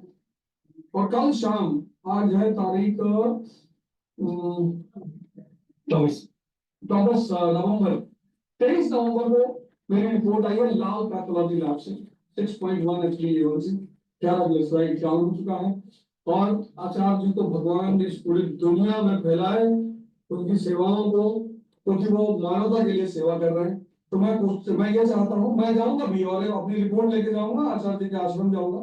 और आप में से जितने भी लोग आज के दौर में इस गंभीर बीमारी के शिकार हैं, वो आप सारे लोग आचार्य जी के ज्ञान का लाभ उठा सकते हैं। Thank you. तो आपने सुना कैसे ओझा सर ने इन सभी चीजों को फॉलो करके अपने ब्लड शुगर लेवल को और अपने हाई ब्लड प्रेशर को मेंटेन किया। एक इसी में ही हम एक थेरेपी कराते हैं जो कि बहुत ही अच्छा रिजल्ट देती है, जो आप अपने घर पर आराम से कर सकते हैं। दैट इज योर नीम करेला थेरेपी। सर इस स्लाइड के एंड में थेरेपी है। सो बेसिकली आप अपना जो है नोटपैड ले सकते हैं, पेन ले सकते हैं, you can write it down. नीम करेला थेरेपी के लिए आपको 500 ग्राम नीम चाहिए एंड 500 ग्राम ही आपको करेला चाहिए। इक्वल क्वांटिटीज में नीम और करेला 500 ग्राम्स आपने लेना है। एंड आप स्क्रीन पे जैसा देख रहे हैं, आपने क्या करना है, इन दोनों को लेकर एक ग्राइंडर में मिक्स करना है, तो एक चटनी जो है वो फॉर्म हो जाएगी। एंड उसको एक परात में लेकर आपने उसके ऊपर चलना है। मैं स्क्रीन पे आपको दिखा रही हूँ कैसे जो है आपने इसको घर पे करना है।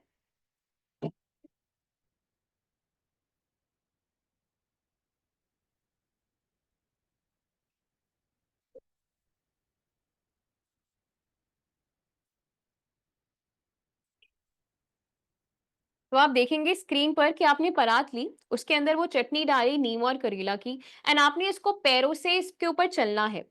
तब तक चलना है जब तक आपको अपने मुंह में कड़वापन यानी कि बिटरनेस महसूस नहीं होती। एंड द वेरी मोमेंट आपको अपना बिटरनेस महसूस होगी यानी कि मुंह कड़वा लगना शुरू होगा, तो आपने उस टाइम से 10 मिनट्स तक और ज्यादा करना है। उसके बाद आपने गर्म पानी लेना है, उसको पीना है, उससे थोड़ा सा अपने माउथ को वॉश करके आपने ये थेरेपी दिन में 1 या 2 बार करनी है। ये थेरेपी आपके ब्लड शुगर लेवल को लोअर डाउन करने में बहुत अच्छा रिजल्ट देती है, और हम स्पेसिफिकली अपने हॉस्पिटल्स में ये थेरेपी कराते हैं। तो आई रिपीट द क्वांटिटी, आपको 500 ग्राम नीम, 500 ग्राम करेला, दोनों को लेना है, दोनों को चटनी बनाना है। मीन्स आपने ग्राइंडर में उसको ब्लेंड करना है, ब्लेंड करने के बाद आप उसके ऊपर चलेंगे। तो ये थेरेपी आप अपने घर पर बहुत आराम से कर सकते हैं। नेक्स्ट हमारे पास आता है थायराइड। उसके बाद हम कुछ क्वेश्चंस जो है हैंड रेस है वो लेंगे। सो थायराइड जो है हमारी बॉडी में एक बहुत ही एसेंशियल रोल प्ले करता है। ये गले में हमारा एक बटरफ्लाई शेप ग्लैंड होता है, और हमारा मेटाबॉलिज्म, हार्मोन को बैलेंस करना, हड्डियों को मजबूत करना, इन सभी के लिए जो थायराइड ग्लैंड है उसका बहुत इंपॉर्टेंट रोल है। तो अगर हमारी बॉडी में कहीं ना कहीं किसी रीजन से थायराइड ग्लैंड की जो सिक्रीशंस है, जो हार्मोन्स है, उसमें डिस्टर्बेंस आती है, तो हमारा जो थायराइड है वो हम एक बीमारी की तरफ हमारे पास आ जाता है, यानी कि या तो वो हाइपर थायराइड होगा या हाइपोथायराइड होगा, जिसको भी हम डिस्कस करेंगे। Next slide. नेक्स्ट।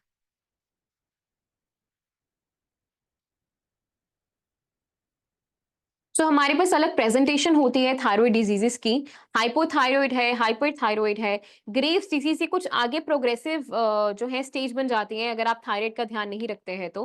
हाशिमोटोस ये हमारी एक ऑटो इम्यून बीमारी है, और थायराइड कैंसर अगर आप सही से अपना इलाज नहीं करते हैं तो इवेंचुअली आगे जाके ये प्रोग्रेस होकर थायराइड कैंसर की तरह भी प्रेजेंट होता है। नेक्स्ट। अब हमारे पास जो कॉमन प्रेजेंटेशन मिलती है यूजुअली क्लिनिकल बेसिस पे, वो है हाइपोथायरॉयडिज्म और हाइपरथायरॉयडिज्म। अब इन दोनों में क्या डिफरेंस है? तो अगर हम हाइपोथायरॉयडिज्म की बात करें तो ये कुछ कॉमन सिम्टम्स आपको जो देखने में मिलेंगे। कोल्ड इंटॉलरेंस, यानी कि आप ठंड को बर्दाश्त नहीं कर सकते, आपको बहुत ज्यादा ठंड लगती है, हाथ और पैर बहुत ज्यादा ठंडे रहते हैं, स्वेटिंग आपकी बहुत कम होती है, बट धीरे धीरे जो वजन है वो बढ़ता जाता है, कॉन्स्टिपेशन रहता है, फीमेल्स में इरेग्युलर और जो बहुत ज्यादा हैवी पीरियड्स हैं वो आने स्टार्ट हो जाते हैं, हार्ट रेट आपका स्लो हो जाता है, नेल्स ब्रिटल हो जाते हैं, यानी कि जो नेल्स हैं वो जल्दी टूटने लग जाते हैं, आपके जॉइंट्स में, मसल्स में पेन आना शुरू होता है और आपका जो फेस है या बॉडी है उसमें सूजन आनी शुरू हो जाती है। वहीं पैरेलली वी हैव हाइपरथायरॉइडिज्म, जिसमें कि ऑपोजिट ही सिम्टम्स हैं। इसमें आपका वजन ज्यादा से ज्यादा गिरने लगता है, बहुत कम केसेस है जिसमें बढ़ता है, यूजुअली वेट जो है वो लॉस होता है। आपके जो फीमेल्स की जो मेंस्ट्रुअल साइकिल है वो काफी ज्यादा स्कैंटी हो जाती है, कम पीरियड्स आने शुरू हो जाते हैं, बहुत ज्यादा स्वेटिंग होती है, पफी फेस होता है, हार्ट रेट बढ़ना शुरू हो जाता है, डायरिया होता है, मसल वीकनेस होते हैं। तो ये कुछ कॉमन सिम्टम्स है हमारे पास जिससे हम डिफरेंशिएट करते हैं कि आपको आपका जो TSH लेवल है यानी कि थायराइड प्रोफाइल है वो किस वे में जा रहा है, वो हाइपो है कि वो हाइपर है। नेक्स्ट, अब बेसिक सिम्टम्स हमको थायराइड के क्या मिलेंगे, उसी के जो है कॉम्बिनेशन में ये सिम्टम्स रहते हैं, जिसमें कि एंजाइटी है, नर्वसनेस है, कॉन्सेंट्रेट करने में डिफिकल्टी, ये वन ऑफ द सिम्टम्स है और बहुत पेक्यूलियर है, यानी कि आपने बहुत से थायराइड के पेशेंट्स में देखा होगा कि भूलने की बीमारी और बहुत कंफ्यूजन हो जाता है, कोई चीज रखी है कहीं पर वो भूल जाएंगे, कुछ टाइम बाद उनको ध्यान नहीं होगा कि मैंने वही चीज कहाँ पे रखी थी। डिफिकल्टी स्लीपिंग, नींद आने में डिफिकल्टी होना, इरिटेबल मूड स्विंग्स होना, हार्ट का रेस करना और बहुत ज्यादा गर्मी महसूस करना या हॉट फ्लशेस महसूस करना, ये वन ऑफ द सिम्टम्स हैं आपके थायराइड प्रोफाइल के। अब क्या क्या मेन कॉजेस है हमारे पास, तो अगर थायराइड ग्लैंड है उसमें कोई दिक्कत आ रही है, यानी कि कोई इन्फ्लेमेशन है, या फिर आपकी जो डिलीवरी है उसके बाद अगर आपका थायराइड ग्लैंड जो है वो अच्छे से स्टिमुलेट नहीं हो रहा है, आयोडीन की डेफिशिएंसी वेरी वेरी कॉमन, और अगर आपका थायराइड ग्लैंड पहले ही फंक्शन नहीं कर रहा है, तो ये मेन आपके कॉजेज रहते हैं। और इसमें एक जेनेटिक प्रीडिस्पोजिशन भी है, यानी कि अगर आपके परिवार में पहले से किसी को थायराइड का प्रॉब्लम है तो आगे जाके आपको भी थायराइड के कंसर्न्स रह सकते हैं। नेक्स्ट, नेक्स्ट, अब स्क्रीन पर जैसे हमने ब्लड प्रेशर के लिए बात की थी, तो हमारे पास मल्टीपल मेडिसिन हैं जो आप अपने थायराइड के लिए इस्तेमाल करते हैं, चाहे वो एल्ट्रॉक्सिन है, थायरोनॉम है, ये बहुत ही दो कॉमन मेडिकेशंस है जो आप इस्तेमाल करते हैं। तो इन मेडिसिन के भी हमारे पास मल्टीपल साइड इफेक्ट्स हैं, जिनके स्कैनर्स आपको प्रोवाइड हो जाएंगे। नेक्स्ट, तो ये सारे कैंसर का खतरा, हार्ट डिजीज होना, अभी जो थायरॉक्सिन, लिवोथायरॉक्सिन है, इसके क्या क्या जो है आपको सिम्टम्स देखने को मिलते हैं, वो सारे साइड इफेक्ट्स के लिए आपको स्कैनर्स प्रोवाइड हो जाएंगे, उसमें आप एक बार देख सकते हैं। अभी हम एक दो क्वेश्चंस ले लेते हैं। रविंदर जी, सुनीता जी, जिसका हैंड रेस है, एक बार आप अपना माइक अनम्यूट करेंगे प्लीज। हाँ जी, Ravinder ji, Sunita ji, Kartik Birla ji, Rajneesh ji. Hello, good morning ma'am. हाँ जी, good morning Sunita ji. Ma'am, ये वुमेन्स में जो फाइब्रोड का, यूट्राइन फाइब्रोड का प्रॉब्लम होता है, जैसे मुझे क्या लास्ट ईयर मैंने अल्ट्रासाउंड करवाया था तो जी, 5 सेंटीमीटर का था, ओके। और इस बार मैंने करवाया तो वो थोड़ा बढ़ गया, 8 सेंटीमीटर जितना हो गया है। हम्म, और मेरे को किडनी में स्टोन भी है, सिस्ट भी है। ओके। तो उसके रीजन क्या हो सकते, ऐसे मेरा वेट 54 केजी का ही है, कोई ज्यादा नहीं, पर क्या रीजन हो सकते हैं इसके? मल्टीपल रीजन, आपकी unhealthy diet, unhealthy lifestyle, sedentary lifestyle, या फिर अगर आपकी बॉडी सही से डिटॉक्स नहीं है तो आपके टॉक्सिन से कटे होने शुरू होते हैं, या कहीं भी हार्मोनल डिस्टर्बेंस होता है उसकी वजह से आपके फिब्रॉइड्स बनने स्टार्ट होते हैं। तो ये आपके मेन कंसर्न्स रहते हैं। बाकी स्टोन कब से है आपको किडनी में? स्टोन भी मेरे को 2-3 साल से तो है, कोई मुझे पेन नहीं होता, कुछ भी ऐसे फाइब्रोइड में भी मुझे कुछ पेन नहीं हुआ, पर हाँ, थोड़ा वीकनेस फील होता था, और थोड़ा बिफोर पहले 6 डेज आ जाते थे, तो मैंने चेकअप करवाया। म्यूट और करो। मैंने पंचकर्मा भी करवाया है आयुर्वेदिक से, हमारे यहाँ जो गुजरात में सेंटर है एक, ओके, ओके, संजीवनी करके, पर मैंने मतलब मुझे कुछ फर्क नहीं पड़ा उससे इतना ज्यादा। ओके। आपका स्टोन का साइज कितना था इनिशियली सुनीता जी? 6 सेंटीमीटर जितना है वो भी। 6 सेंटीमीटर्स है? वो मुझे आइडिया नहीं, एक्चुअली रिपोर्ट में हाँ, मुझे देखना कोई बात। पड़ेगा बाकी। हाँ, 6 सेंटीमीटर तो बहुत ज्यादा है, कोई बात नहीं, 6 सेंटीमीटर नहीं होगा, 6 मिलीमीटर होगा। आप एक बार ना चैट बॉक्स में अपना नाम और अपना नंबर जो है वो लिखिए, उसके बाद आपको कनेक्ट करेंगे मेरे डॉक्टर, अपनी सारी रिपोर्ट्स आप शेयर करो, उस हिसाब से हम आपको जो है फिब्रॉइड्स के लिए भी मेडिसिन बताएंगे, और अगर हमको लगेगा कि और भी कुछ करवाना है, कोई नेचुरोपैथी की थेरेपी रिक्वायर्ड है, तो वो उस हिसाब से गाइड करेंगे, ठीक है? ओके अपना मैम, नाम। एक्चुअली मुझे क्या गायनोकोलॉजिस्ट ने ऑपरेट कराने के लिए बोला है। नहीं मैम, कोई जरूरत नहीं। अभी एक बार हमें रिपोर्ट्स देखने दो, एक बार मेरे को साइज देखने दो कि कितना है और क्या क्या सिम्टम्स है, उसके बेसिस पे होगा सर्जरी। देखिए आपका बहुत ही लास्ट ऑप्शन है, अगर आपका कुछ रिजल्टेंट नहीं है तो आप एंड में जाते हैं सर्जरी के लिए जहाँ पे कोई रिजल्ट ही नहीं है। अभी सर्जरी करवाना नहीं है, एक बार आप अपनी रिपोर्ट शेयर करो हमारे साथ, ठीक है? ओके मैम, हाँ थैंक यू जी, मैम, अपना नंबर एक बार चैट बॉक्स में डाल दीजिए जी। Thank thank you. You. All right. हाँ जी Ravinder ji. Good morning ma'am. हाँ जी गुड मॉर्निंग। हाँ जी कार्तिक जी, क्या से बात कर रहे हैं जी? कार्तिक नहीं, मैं मनीषा बिरला बात कर रही हूँ। ओके। मैम, मुझे ना माइग्रेन की बहुत तकलीफ है हम्म। और मुझे सर्वाइकल भी है जी। और मेरा वेट लॉस नहीं हो रहा है ओके, क्या और वजन उसके है आपका? वजन मेरा 72 है। 72 है। मेरी हाइट 4'11" है ओके। और मेरा वेट 72 kg है हम्म। और मुझे ऐसे एसिडिटी बहुत होती है। मेरे शोल्डर पेन, नेक पेन और हाथों में मेरी ताकत नहीं है, मतलब मैं कपड़े की घड़ी भी अच्छे से नहीं डाल पाती हूँ। ओके, और ऐसा कब से इतना है? इतना हल्का-हल्का काम भी बहुत मुझे करने को दिक्कत होती है बहुत। ये ओके। मुझे 5-6 साल से तकलीफ है। मैंने एलोपैथिक बहुत ट्रीटमेंट ली, हम्म। लेकिन मुझे कुछ फ़र्क नहीं महसूस हो रहा है। ओके, एंड मैंने आप आपके वीडियोज़ सब देखे तो मुझे मैं फिर आपसे जुड़ी हूँ तो मुझे आपकी तरफ से कोई ट्रीटमेंट चाहिए। बिल्कुल बिल्कुल। आपके माइग्रेन के एपिसोड्स कितने फ्रीक्वेंट है मैम? कैसे रहता है माइग्रेन के? माइग्रेन तो मुझे बचपन से है, मैं 5th में थी तब से माइग्रेन है मुझे। तब तो हम्म। मुझे वोमिटिंग वगैरह होती थी। हम्म। अगर बाहर कहीं गई लाउड आवाज़ से या फिर हम्म। रूटीन चेंजेस में बहुत तकलीफ होती थी मुझे। वो तो ठीक है। अभी वो जो वोमिटिंग वगैरह है वो तो बंद हो गई है मुझे, हम्म। लेकिन नींद में से उठी कि मेरा पीछे का क्लच की तरफ जो रहती चोटी की तरफ वो सर दर्द होता है बिल्कुल। और नेक पेन बहुत होता है मुझे, शोल्डर पेन होता है बहुत और ओके। उठने के बाद में स्टिफनेस महसूस होती है बहुत। ठीक है, आप कहाँ से बात और कर रहे हैं आप? मैं जलगाँव महाराष्ट्र। महाराष्ट्र से, ओके। महाराष्ट्र में हमारे मल्टीपल सेंटर्स भी हैं, बट एक बार आप अपना जो नंबर है वो चैट बॉक्स में डाल दो, एक बार मैं आपको अपनी टीम से कनेक्ट करवाती हूँ, ठीक है? तो आपकी सभी कंसर्न्स के लिए एक बार हम आपको अच्छे रिजल्ट्स देंगे, ये आपका मैनेज हो जाएगा, डोंट वरी, कोई दिक्कत नहीं है। अच्छा। ठीक है। और मैम ऐसे मेरी स्किन भी थोड़ी ये हो गई है, रूखी-सूखी। ओके, कोई बात नहीं मैम, कई बार हार्मोनल फ्लक्चुएशन की वजह से भी स्किन पे इम्पैक्ट आता है, वो मल्टीपल रीजंस है, एक बार हम आपका कंसल्टेशन अलाइन करते हैं, फिर हम आपको उस हिसाब से ट्रीटमेंट देते हैं, ठीक ओके, है? चलिए ठीक थैंक यू। है, ओके मैम। हाँ जी रविंदर जी।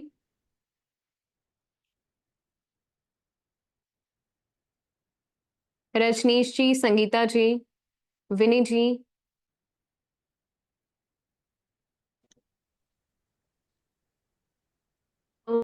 हेलो।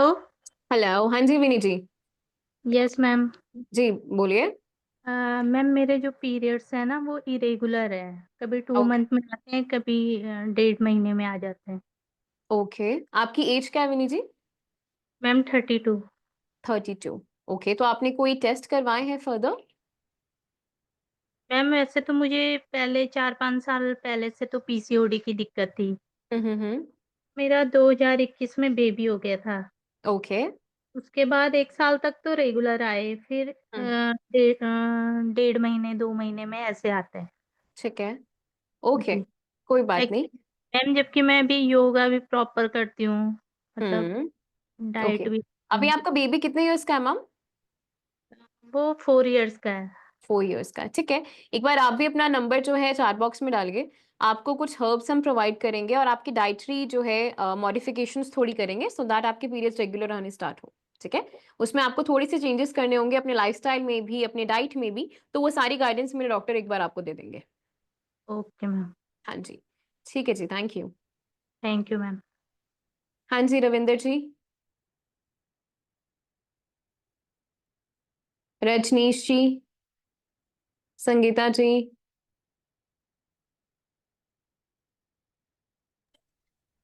हरे कृष्णा मेघना मैम। हाँ जी, हरे कृष्णा मैम, बताइए। हाँ, एक्चुअली मेरी एज 55 है। मैं थायराइड मुझे कम से कम 15 साल से ऊपर से थायराइड है। ओके। कोलेस्ट्रॉल भी है, 20 mg एक मेडिसिन खाती हूँ, थायराइड की 62.5 खाती हूँ और कॉन्स्टिपेशन बहुत रहता है। पूरे ओके। जोड़ों में पेन है, झंझनाहट रहती है और सर्वाइकल भी है मैम और कॉन्स्टिपेशन से बहुत ज़्यादा परेशान हूँ, पेट का प्रॉब्लम स्टार्ट हो गया है। तो ओके। मुझे एक तो मुझे बिल्कुल एलोपैथिक से पूरा स्विच करना है आपके आयुर्वेदा पे।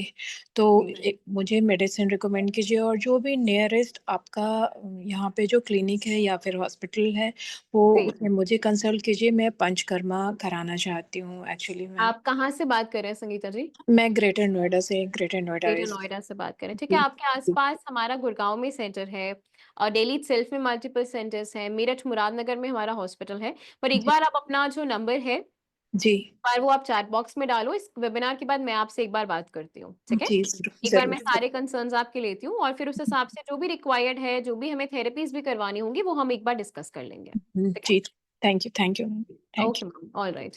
एक बार हम पीपीटी पे वापस चलते हैं एंड स्टिल अगर आप लोगों के कुछ क्वेश्चंस हैं तो अपने हैंड रेज करके रखना, बिकॉज़ उसके बाद मैं कुछ क्वेश्चंस आपके लूँगी और कुछ वीडियोस भी आपको दिखाऊँगी।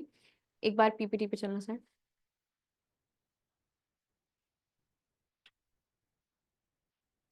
तो अभी तक हमने ब्लड प्रेशर को डिस्कस किया, हमने डायबिटीज डिस्कस किया, थायराइड डिस्कस किया और अभी हम डिस्कस करेंगे very very common disease, very prevalent आज के यंग एडल्ट्स में, and that is PCOD, PCOS. यानी कि ऐसी बीमारी जिसमें कि जो फीमेल्स हैं उनकी ओवरीज में सिस्ट बनने स्टार्ट हो जाते हैं। तो ये बीमारी आज के टाइम पे बहुत ज्यादा, भी हम इससे पहले भी जो हमारे व्यूअर थे उनको भी पीसीओडी की दिक्कत थी। तो एक बार हम डिस्कस करते हैं कि what is PCOD and PCOS. So PCOD PCOS के में एक डिस्टिंग्विशिंग क्वेश्चन रहता है सबके पास कि क्या ये दोनों एक है या ये दोनों अलग अलग है। सो बेसिकली पीसीओडी पीसीओएस जो है एक ही है, पर पीसीओडी का मतलब है कि आपकी ओवरीज में बहुत ज्यादा सिस्ट बनने शुरू हो गए हैं, जिनको सिंपल सिस्ट कहते हैं या पानी की जो है गांठ बोला जाता है आम भाषा में। पर यही अगर पानी की गांठ के साथ साथ आपके हेयर फॉल हो रहा है, एक्सेसिव एंड्रोजेंस यानी कि फेशियल हेयर होना या ज्यादा हेयर पैटर्न आपका जो है मेल्स जैसा ऑब्जर्व होना शुरू हो रहा है, आपका वेट गेन हो रहा है स्पेसिफिकली आपके पेल्विक वाले रीजन में ज्यादा, आपको हॉर्मोन्स जो है आपके फ्लक्चुएट कर रहे हैं, एक्ने हो रहे हैं, तो ये जब मल्टीपल सिम्टम्स हमारे साथ एक साथ आ जाते हैं या मल्टीपल बीमारियां जब एक साथ इकट्ठी हो जाती हैं तो हम उसको पीसीओएस बोलते हैं। और आज के टाइम पे ये बहुत ही कॉमन हो गई है। इनफैक्ट बहुत से ऐसे बच्चे भी हैं जिनको पीसीओडी आज के जनरेशन में डिटेक्ट हो रहा है। तो इस चीज के ऊपर काम करना बहुत इंपॉर्टेंट है, बिकॉज एक फीमेल के लिए उसके हॉर्मोन्स का जो है फ्लक्चुएट होना is a very bad sign, और वो आपकी फर्टिलिटी को भी इम्पैक्ट करता है। इवेंचुअली बहुत से पीसीओडी पीसीओएस केसेस अगर सही से गाइडेड नहीं रहते तो आगे जाके इनफर्टिलिटी में भी लैंड करते हैं। तो एक बार हम देख लेते हैं क्या पीसीओडी है और किस तरीके से हम इसको मैनेज कर सकते हैं।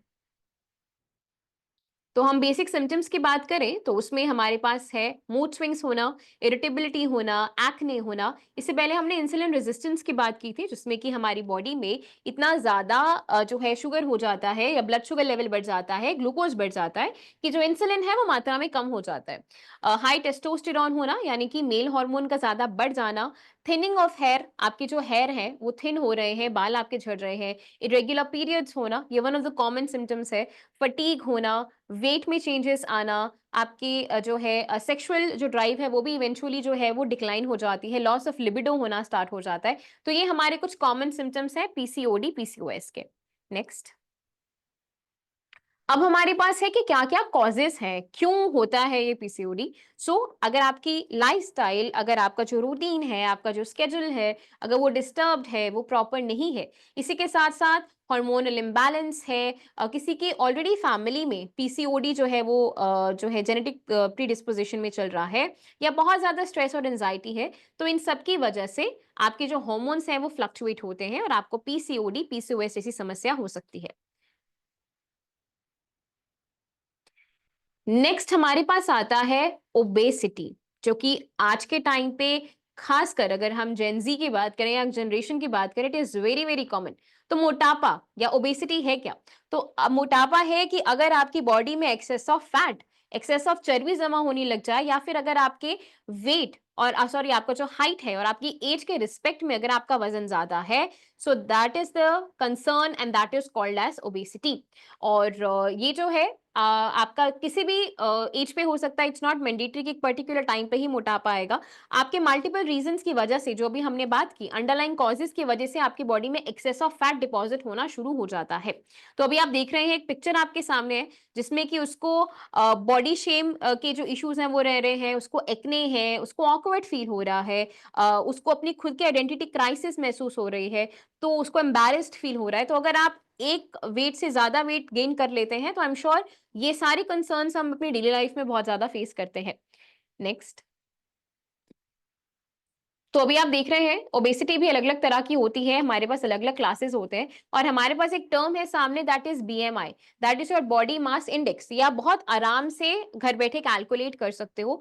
इसकी जो है एक फॉर्मूला होता है वो आपको ऑनलाइन गूगल पर मिल जाएगा, जिसमें आपने अपने ऊपर जो एज है डिवाइडेड बाय आपका जो भी हाइट है इन मीटर स्क्वायर्स, उसमें आपको करना है, वो आपको मिल जाएगा। आजकल तो जो है आपको कैलकुलेटर्स अवेलेबल होते हैं गूगल पे, आप बीएमआई कैलकुलेटर सर्च करना, अपना एज लिखना, अपना हाइट लिखना, उसके बेसिस पे और वेट लिखना, तो आपको बता देंगे कि आपका बीएमआई कितना है। क्या आप ओवरवेट की कैटेगरी में हैं, आप नॉर्मल हैं, कि आप जो है अंडरवेट है। वो सारी डिटेल्स आपको ऑलरेडी अवेलेबल गूगल पर है। नेक्स्ट,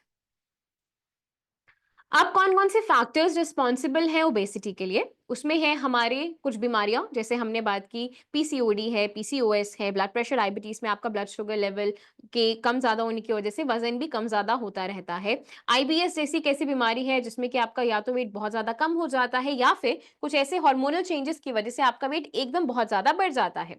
मेंटल इलनेस है, कोई जेनेटिक्स है, या कोई बिहेवियरल या फिर आपके लाइफस्टाइल फैक्टर्स हैं जिसकी वजह से आपका जो वेट है वो धीरे धीरे बढ़ना स्टार्ट हो जाता है। नेक्स्ट, ऊपर का क्वेश्चन हटाना। सो अभी हमारे पास जो है कि ओबेसिटी एक थ्रेट है, यानी कि ओबेसिटी एक डरने की बात है, क्योंकि ये एक मेजर कारण भी हो सकता है मल्टीपल बीमारियों के लिए। तो अगर आपका वेट एक लिमिट से ज्यादा है तो आपको बीपी की दिक्कत हो सकती है, हार्ट की समस्या हो सकती है, डायबिटीज हो सकती है, वजन ज्यादा बढ़ेगा तो जोड़ों में भी भार आएगा, तो आपकी जो जोड़ है, आपकी जो जॉइंट्स है, उसमें पेन हो सकता है, साइकोलॉजिकल स्ट्रेस हो सकता है, न्यूरोलॉजिकल ऑल्टरेशंस, यानी कि ब्रेन में आपके जो है स्ट्रेस हार्मोन अगर बढ़ेगा तो कुछ ऑल्टरेशंस आनी स्टार्ट होंगी, जिसकी वजह से आपको ये सारी दिक्कतें रहती हैं। सो अगर आपका वेट आपके बेसिक जो वेट जितना होना चाहिए उससे ज्यादा है, तो दिस इज द टाइम कि आपको अपने ऊपर ध्यान देने की जरूरत है, क्योंकि अगर आप वेट कम नहीं करेंगे तो स्क्रीन पे ये जितने ऑर्गन्स और जितनी बीमारियां आपको दिख रही हैं, कोई ना कोई बीमारी आपको डेफिनेटली आने वाले टाइम में हो सकती है। नेक्स्ट, अब है कि कैसे हम ओबेसिटी को मैनेज करें। वेरी इजी, आपको सबसे पहले तो अपनी जो लाइफस्टाइल है उसको हेल्दी करना है, जिसमें कि सही तरीके से खाना, सही तरीके से एक्सरसाइज करना, फास्ट फूड को छोड़ना, जितनी भी बैड हैबिट्स हैं या जितना भी एडिक्शन हिस्ट्रीज हैं उसको हटाना, एक्सरसाइज करना, और अपने आप को मोटिवेट करना कि आप अपने वेट लॉस की जर्नी में अपने आप को बेनिफिट दे सकते हैं। बिकॉज अगर आज आप अपने वेट को कंट्रोल कर लेंगे तो आप आने वाली बहुत सी बीमारियों को अपने आप से बचा सकते हैं। नेक्स्ट, अभी क्या क्या गाइडलाइंस आप स्पेसिफिकली फॉलो करेंगे अगर आप ओबीस हैं? सबसे पहले तो आपको 5 या 5 से ज्यादा सर्विंग्स लेनी है फल की, या आपके जो है फल फूलों की, यानी कि फ्रूट्स की या सैलेड्स की। 2 घंटे या 2 घंटे से कम आपको आपका स्क्रीन टाइम होना चाहिए। अगर आप कोई ज्यादा टीवी देखते हैं या अपना इंस्टा स्क्रॉल करते हैं या फोन स्क्रॉल करते हैं तो उसकी गाइडलाइंस है कि आपको अपना स्क्रीन टाइम को लिमिट करना है, बिकॉज अगर आप स्क्रीन टाइम लिमिट करोगे तो इवेंचुअली आपका जो नाइट पैटर्न है, जो स्लीप पैटर्न है, वो भी इंप्रूव होना स्टार्ट होगा। 1 आवर, 1 घंटा या 1 घंटे से ज्यादा आपको अपनी फिजिकल एक्टिविटी को देना है, चाहे आप वॉक कर रहे हैं, ब्रिस्क वॉक कर रहे हैं, जॉग कर रहे हैं, जिम जा रहे हैं, कोई भी एक्सरसाइज कर रहे हैं, योगा कर रहे हैं, तो आपको वो चीजों को फॉलो करना है।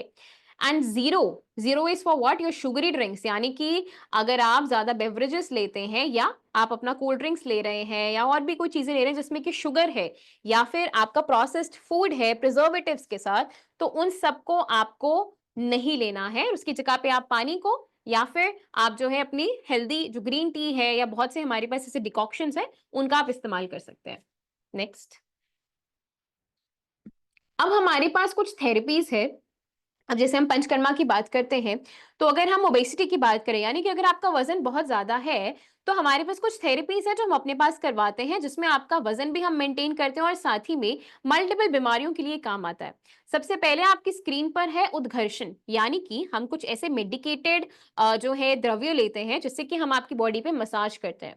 एंड हमारा जो स्किन है वो हमारी बॉडी का लार्जेस्ट ऑर्गन है और वो बहुत ज्यादा एब्जॉर्बेंट भी है। तो अगर आपकी स्किन पे कुछ भी आएगा तो वो इवेंचुअली एब्जॉर्ब होकर आपकी जो बॉडी है अंदर आपके टिश्यूज में, आपके जो है मसल्स में जाना स्टार्ट होता है और उसके रिजल्ट्स आपको मिलते हैं।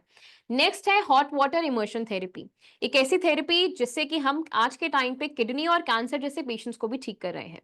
नेक्स्ट, तो अभी तक आपने जो है हमारे व्यूअर्स से भी सुना होगा कि हम एक डाइट पैटर्न फॉलो करते हैं जिसको हम DIP डाइट बोलते हैं, that is the diet disciplined and intelligent persons diet, यानी कि एक ऐसी डाइट जो कि एक डिसिप्लिन्ड और एक इंटेलिजेंट पर्सन ही फॉलो कर सकता है।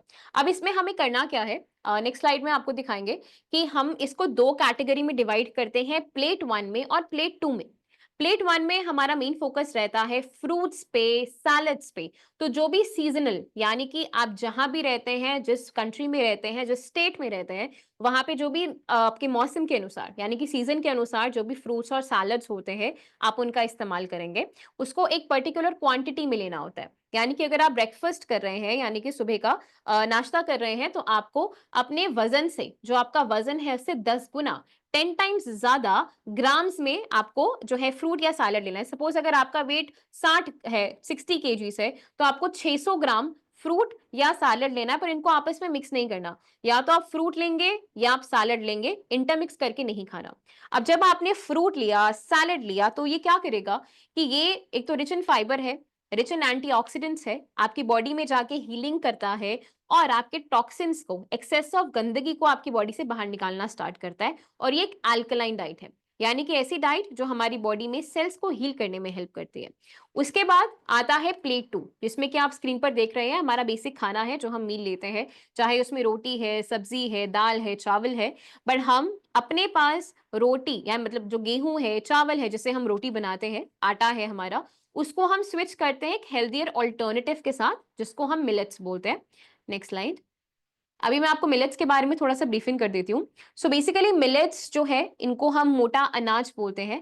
एंड हमारे राजस्थान, गुजरात साइड में काफी ज्यादा कॉमन है ये, जिसमें कि हमारा ज्वार है, बाजरा है, रागी है, इसको हम मेजर मिलेट्स बोलते हैं। आपको अपनी स्क्रीन पर दिख रहा होगा। इसके साथ एक कैटेगरी है जिसको हम माइनर मिलेट्स बोलते हैं। तो माइनर मिलेट्स क्या है? ये ऐसे मिलेट्स हैं जो आपको पोषण तो देते ही है, न्यूट्रिशन देते हैं, but also at the same time ये आपकी बीमारी पर भी काम करते हैं। तो हमारे पास 5 तरह की कैटेगराइजेशन है, जैसे कि कोदरा है जिसको हम कोदो मिलेट बोलते हैं, कुटकी है जिसको हम लिटिल मिलेट बोलते हैं, कंगनी है that is called as foxtail millet, आपका सांवा है, ये एक ऐसा मिलेट है जो कि हम नवरात्रों में भी अपने नॉर्थ वाले रीजन में स्पेसिफिकली हम व्रत के चावल इसको बोलते हैं कि हम सांवा का चावल लेते हैं। It is one of the best millet. आप इसको बहुत आराम से डेली इसका वो भी बना सकते हैं, चावल बना सकते हैं, और काफी अच्छे इसके जो है हेल्थ बेनिफिट्स भी है। इसको हम बानियाड मिलेट बोलते हैं। एंड आपका जो है सोरो मिलेट है जिसको रागी बोलते हैं। इसके साथ आपके स्यूडो मिलेट्स मेंशन किए हैं, जैसे कुट्टू का आटा जिसको हम बकवीट बोलते हैं, ये भी हम अपने व्रत में इस्तेमाल करते हैं। आपका एक इसमें एमरिंथ आता है जो कि नेक्स्ट आपको मेंशन है, राजगिरा। तो ये सभी जो है मिलेट्स को आप अपनी लाइफ में डेली इनकॉर्पोरेट कर सकते हैं। बस एक चीज मिलेट्स के साथ ध्यान रखना है कि इसको आपने मल्टीग्रेन नहीं करना, यानी ऐसा नहीं करना कि सभी मिलेट्स को एक साथ इकट्ठा करके आप खा रहे हैं। हर सिंगल मिलेट का एक अपना फाइटोकेमिकल कॉम्पोजिशन है, तो उसको हम डिस्टर्ब नहीं करेंगे। एक मिलेट का आप कुछ भी बना सकते हैं। आज के टाइम पे मल्टीपल रेसिपीज अवेलेबल है यूट्यूब पर, आप इसका रोटी बनाइए, चावल बनाइए, खिचड़ी, दलिया, डोसा, व्हाटएवर, कुछ भी बनाकर खा सकते हैं। और इसको बनाने के लिए इसको पहले प्री सोक करना होता है, तो वो सारी चीजें अवेलेबल हो जाएंगी आपको यूट्यूब पर, एक बार आप आराम से सर्च कर सकते हैं। और मिलेट्स को कोशिश करेंगे कि आप अपनी डाइट में लेकर आएं, क्योंकि ये मल्टीपल बीमारियों पर, चाहे आपका ब्लड प्रेशर है, आपका डायबिटीज है, आपका थायराइड है, पीसीओडी, पीसीओएस है, ओबेसिटी है, इन सब पे बहुत अच्छे रिजल्ट्स देता है। Next, But I did ask एक for मिनट, information. इसको एक मिनट रोकना, I mean, I want to listen to एक Blake, minute, but I didn't want to drink this would नहीं नहीं, happen. इसको स्टॉप कर दो एक बार। एक बार इस वीडियो से पहले कुछ क्वेश्चंस है, एक बार मैं वो क्वेश्चंस ले लेती हूँ, उसके बाद फिर मैं आपको 2-3 वीडियोस है वो दिखाऊंगी जिसमें आपको पता चलेगा कि फूड का कितना इंपॉर्टेंस है हमारी डाइट में और किस तरीके से हम उसको बीमारियों को डील करने में भी हेल्प करते हैं। तो भी हमारे पास कुछ क्वेश्चंस है। रजनीश रोहिला जी, मैं जिसका नाम लूंगी उसका माइक अनम्यूट होगा तो आप एक बार बात कर सकते हैं। जी रजनीश जी, अर्चना जी, अजय जी, अनिल जी। अनिल जी, आपने चैट में भी क्वेश्चन किया था, एक बार आप अपना माइक अनम्यूट कर लो।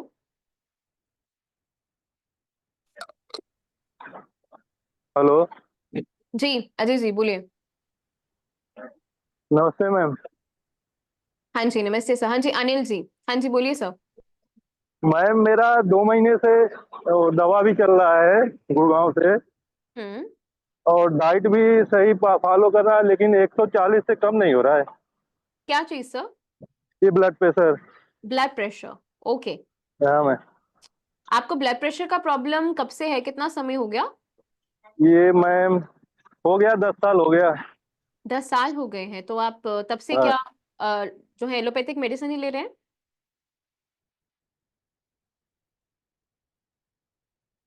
हाँ जी अनिल जी बोलिए बोलिए, आपका माइक अनम्यूट है ऑलरेडी।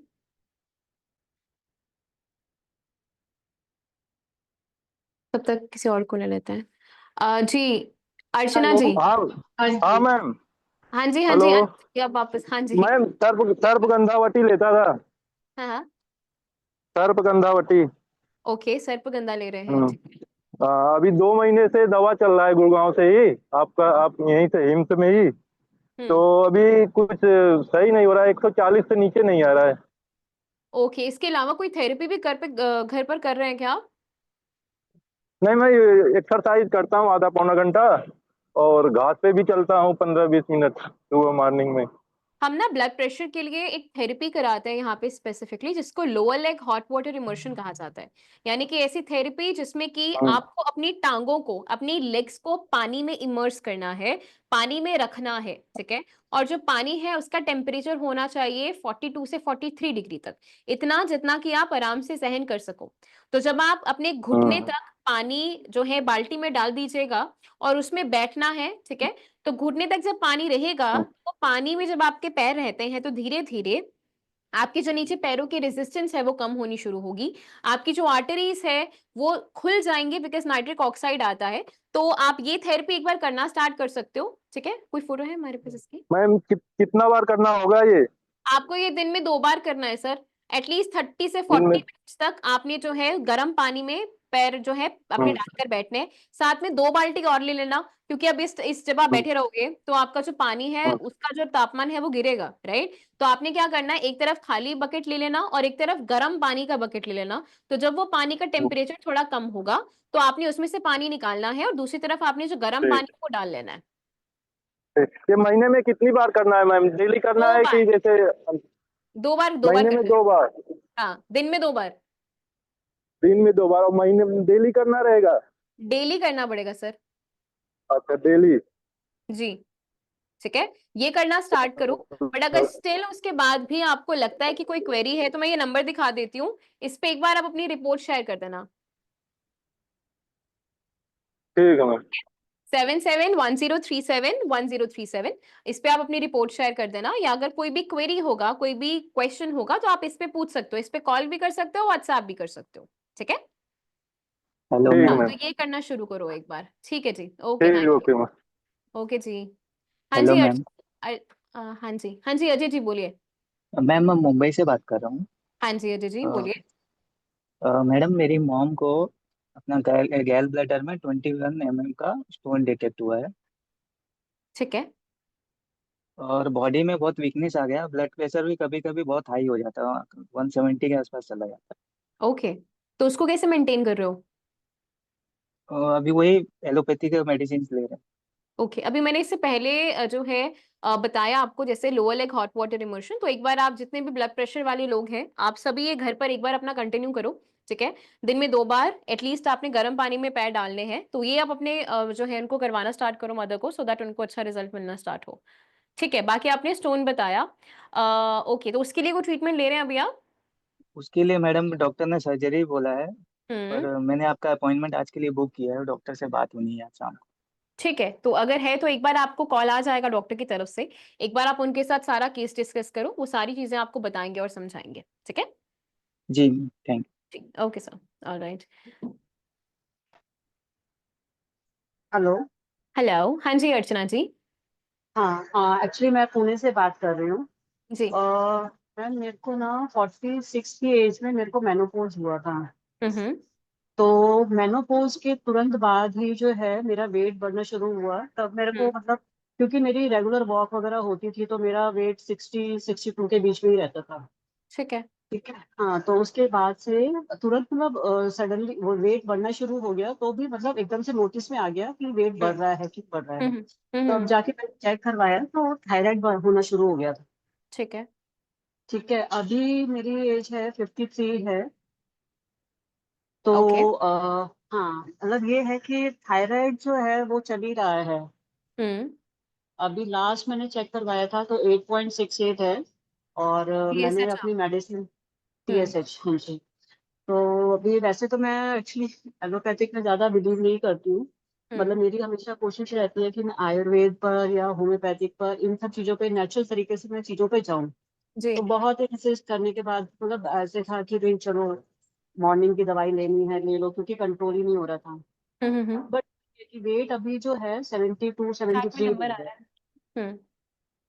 ठीक है। 72 73 हो गया है। वेट बढ़ गया है। हाँ हम्म हाँ। तो मतलब मैं तो अब बहुत थक गई हूँ हर जगह दिखा दिखा के। मतलब ऐसा नहीं है कि मतलब आयुर्वेदिक बहुत ट्रीटमेंट दे दिया, अभी होम्योपैथिक भी चल रहा है मेरा वेट लॉस के लिए। ये डॉक्टर देव हैं ऑनलाइन, ठीक है। आप उनसे कितने मैं ले एमसीजी रही की हूँ। गोली ले रहे हैं मैम थायराइड के लिए अभी करंटली? अभी एक्चुअली मैंने अभी रिसेंटली ही डॉक्टर को दिखाया है तो उन्होंने मेरे को 75 mg कर दी। 75, ठीक है। ओके। और आप हाँ, कहाँ से बात कर रहे हैं? मैं पुणे से बात कर रही पुणे हूँ। से बात करें तो पुणे में ही हमारा एक सेंटर भी है मैम, वहाँ पे डॉक्टर हाँ हाँ अभिषेक जैन आपको मिल जाएंगे, तो एक बार आप वहाँ पर हाँ हाँ। सके। अभी ना क्योंकि आपका ऑलरेडी ये क्रॉनिक हो चुका है, तो इसके लिए अभी हमें प्रॉपर एक डाइट प्लान, आपकी कुछ थेरेपीज, देखो हम यहाँ पे मल्टीपल ना थेरेपीज कराते हैं आपके हॉर्मोन्स को बैलेंस करने के लिए भी, ठीक है?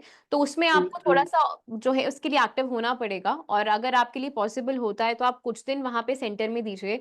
हम आपका लाइफस्टाइल चेंज करना, डाइट चेंज करना, आपको कुछ हर्ब्स ऐड करना, जब ये सभी चीजों को हम साथ में करेंगे तो काफी अच्छे रिजल्ट मिलने स्टार्ट होंगे।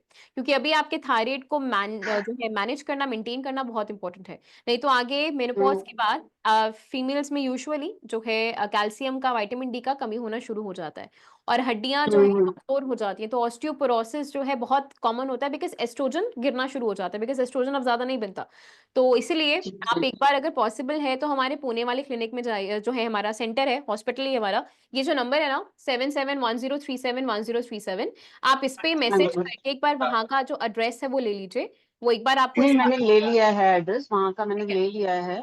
ओके। तो बट ये था कि भाई मैं पहले आपसे कंसल्ट कर लूँ कि भाई मतलब क्या चेंजेस रहेंगे, क्योंकि मतलब मैं बहुत ऐसे ज्यादा नहीं लेती हूँ, खाना पीना भी मेरा इतना ज्यादा नहीं होता है। बट फिर भी जो है ये प्रॉब्लम आ रही है ना, तो उस वजह से। क्वांटिटी से मैम, क्वांटिटी मैटर नहीं करता, मैटर करता है कि आप जो ले रहे हैं क्या वो आपकी बॉडी के लिए राइट है, are you taking the right nutrition. अगर वो चीजें आपको मिल रही हैं तो थोड़ा अमाउंट ऑफ फूड भी बहुत होता है, वो मोर देन इनफ होता है, बस आपको एक डायरेक्शन चाहिए कि आपको क्या क्या करना है, उसके लिए आपको गाइडेंस चाहिए एक्चुअली इस टाइम पे ना। सो इट इज बेटर कि आप एक बार पुणे वाले सेंटर में ही जाओ, एंड वो आपको वहां पे बहुत अच्छे से गाइड कर देंगे, ठीक है? ठीक ठीक। जी, ओके जी। Okay, thank you. Okay ma'am. हाँ जी रजनीश जी, एक आईफोन नाम से है, आप अपना नाम प्लीज आप लोग का चेंज कर लेंगे, उसको एडिट कर लीजिए। प्रभ जी। हाँ जी प्रभ जी बोलिए, आपका माइक अनम्यूट कर दिया है। हेलो। हेलो, हाँ जी सर। हाँ जी मैडम, मेरे को ना पेट में लिम्फ नोड सूज रहे हैं। मेरे को एक्चुअली क्या है, जो हिप से मेरे को दर्द स्टार्ट हुआ था हम्म पहले, और उसके बाद मेरे पैर में थोड़ा थोड़ा सूजन है, और मेरे पेट में लोअर एब्डोमेन के पास में लेफ्ट हैंड साइड में हम्म नीचे की तरफ थोड़ा सूजन है। ओके। और ये सूजन जा नहीं रहा, मतलब काफी एंटीबायोटिक खा लिया, बहुत कुछ, अभी दर्द वर्द भी होता हल्का हल्का। तो MRI CT स्कैन कराया था पहले 2 बार। तो उसमें लिम्फ नोड सूजे आ रखे थे, बस यही प्रॉब्लम थी और कोई प्रॉब्लम ही नहीं दिखा रहा था। ओके। और बॉडी चेकअप में विटामिन डी की कमी थी। इसके अलावा सर आपको कोई ब्लड प्रेशर, डायबिटीज, थायराइड या कुछ और पास्ट मेडिकल हिस्ट्री है आपका किसी भी तरीके का? थायराइड थायराइड शायद था, मे बी, मेरे को पता नहीं है, चेकअप नहीं कराया, लेकिन जो ग्लैंड है ना, थायराइड थायराइड ग्लैंड, वो थोड़ा बड़ा हुआ है, तो मे बी ऐसा लगता है कि शायद थायराइड है। बाकी और कोई शुगर वगैरह, बीपी कभी कभी नो जर्नली कभी कभी हो जाता है, जब मैं इरिटेट होता हूँ तो हो जाता है मेरे को बीपी, नहीं तो वैसे हुआ नहीं है अभी तक। 1 या 2 बार हुआ है लाइफ में। ओके। और आप कहाँ से बात कर रहे हैं सर? मैं दिल्ली से बात कर रहा आप हूँ। दिल्ली से बात कर रहे हैं, ठीक है। एक बार आप प्रभजी अपना ना जो कंटैक्ट है अपने नाम के साथ एक बार आप चैट बॉक्स में डालो। एक बार मैं आपको अपनी टीम से कनेक्ट करवाती हूँ, ठीक है। एक बार हम आपका प्रॉपर हिस्ट्री लेंगे, सूजन है किस तरीके से, और अगर वो लंबे समय तक परसिस्ट कर रहा है तो एक बार हमें प्रॉपर कंसल्टेशन और ब्रीफ हिस्ट्री आपका लेना होगा, ठीक है। तो एक बार आप अपना नाम और अपना नंबर चैट बॉक्स में डालो, मेरी टीम आपको कनेक्ट करेगी एंड अकॉर्डिंगली आपका वीडियो कंसल्टेशन हम अलाइन करते हैं डॉक्टर के साथ। ठीक है जी, मेरे ठीक को है, यही चीज समझ नहीं आ रही है ना, किस चीज बिल्कुल से बिल्कुल। बस। उसके लिए सर हमें सारी रिपोर्ट्स भी देखनी होंगी एक्चुअली ना, क्या रीजन है, क्या कंसर्न है, और सूजन है तो किस तरह का सूजन है, बिकॉज अगर स्वेलिंग की बात करें तो हमारे पास मल्टीपल तरह की सूजन भी होती है, तो वो चीज भी हम आइडेंटिफाई करेंगे, तो वो एक बार प्रॉपरली कंसल्टेशन के साथ ही हो पाएगा। तो एक बार आप अपना जो नाम और नंबर है वो एक बार आप चैट बॉक्स में डाल दो, ठीक है। और हाँ, ये नंबर गलत हो गया, मैं दोबारा डाल दूँ? हाँ हाँ, दोबारा करेक्टेड करके आगे लिख दीजिए, ठीक है जी। ठीक है। और ओके, थैंक ओके सर। जी रजनीश जी, रविंदर जी,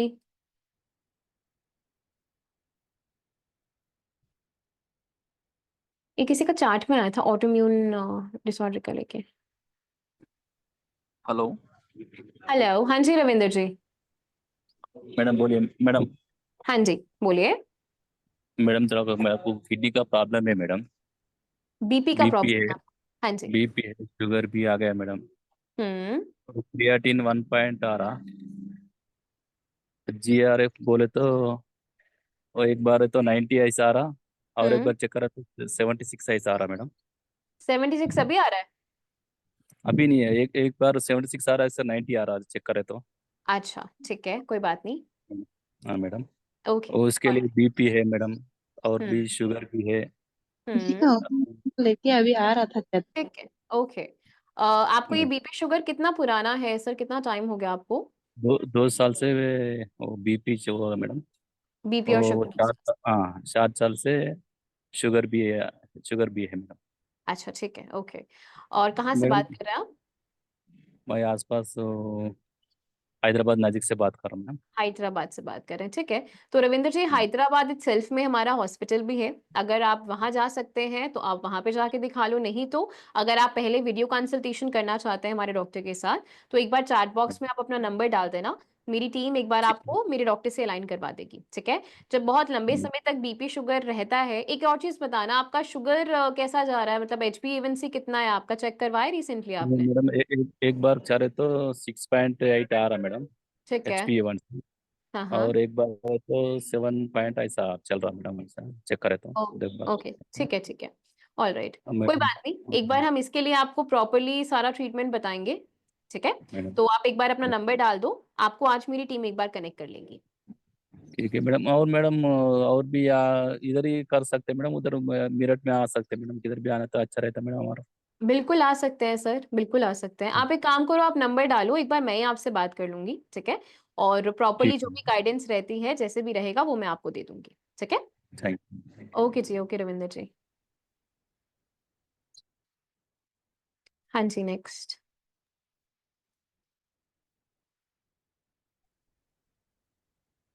नेंदिंग यांकू जी। हाँ हेलो हेलो। हेलो, हाँ जी। हाँ जी हाँ मैम। जी। हाँ हाँ मैम, मुझे ऑटोइम्यून डिसऑर्डर से मैं 2022 से जूझ रही हूँ, उसके लिए मुझे कुछ थोड़ा फॉलो अप चाहिए था कि मैं क्या आपको करूँ। हाँ ऑटोइम्यून जी। डिसऑर्डर कौन सा है मैम? अब वो तो 3 प्रकार के हैं, बोला एग्जैक्टली क्या है नहीं पता, लेकिन ओवरलैप हो गया ऐसे बोल रहा है। ओके। क्या सिम्टम्स क्या हैं आपके? सिम्टम्स तो मुझे वीकनेस ज्यादा रहता है, बीपी लो एंड हीमोग्लोबिन भी बहुत लो रहता है। और ठीक है। तो बदन वेट लूज भी होते जा रहे हैं और थोड़ा बहुत डिजीनेस, वीकनेस ज्यादातर मोस्टली ऐसे रहता है, और बैक पेन, शोल्डर पेन ऐसा रहता है। आप कहाँ से बात कर रहे हैं मैम? मैं अरुणाचल प्रदेश से। अरुणाचल से बात कर रहे हैं और आपका एज जी। क्या है? 31 रनिंग हो रहा है। 31, ठीक है। आप एक बार ना अपना जो नंबर है नंदिनी जी, एक बार आप जी। चैट बॉक्स में डालो, ठीक है। इस हाँ। कंसल्टेशन के बाद मैं आपसे एक बार बात करती हूँ, क्योंकि ऑटोइम्यून हाँ। बीमारियां अलग अलग तरह की रहती हैं, ठीक है। तो हाँ। अभी हाँ। आपकी हाँ। रिपोर्ट्स देख के मुझे समझ में आ जाएगा कि क्या कंसर्न है आपका, तो उसके बेसिस पे फिर हम आपको ट्रीटमेंट प्रोवाइड करेंगे, ठीक है। हाँ एक जी। बार आप मैं अपना नाम और नंबर डाल दो। हाँ, मैंने ऑलरेडी डाल दिया था चैट ठीक बॉक्स है, में अभी। ठीक है जी, ओके, वहां से पिक कर लेंगे, फिर मैं आपसे बात करती हूँ वेबिनार के बाद, ठीक है। Okay. Okay. Okay ma'am, okay जी, थैंक यू। हाँ जी, रजनीश जी, मुक्ति जी, देनिश राय जी।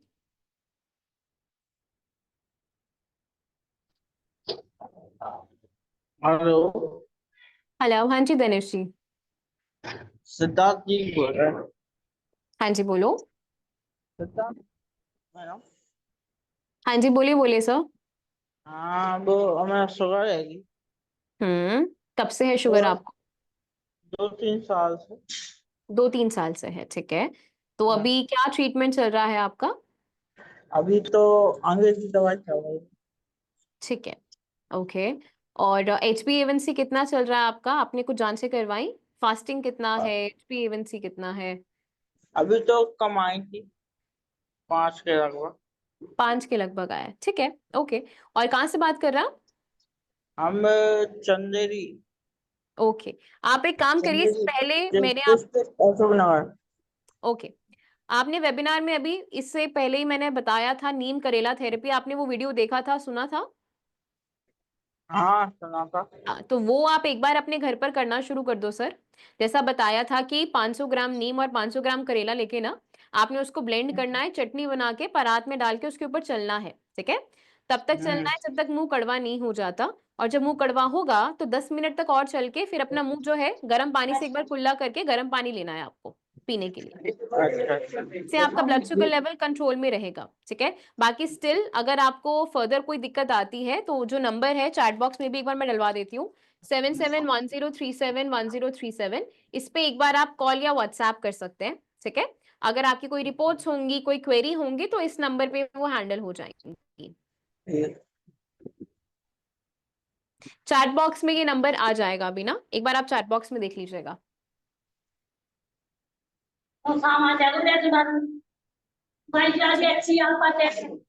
हाँ जी रजनीश जी, मुक्ति जी,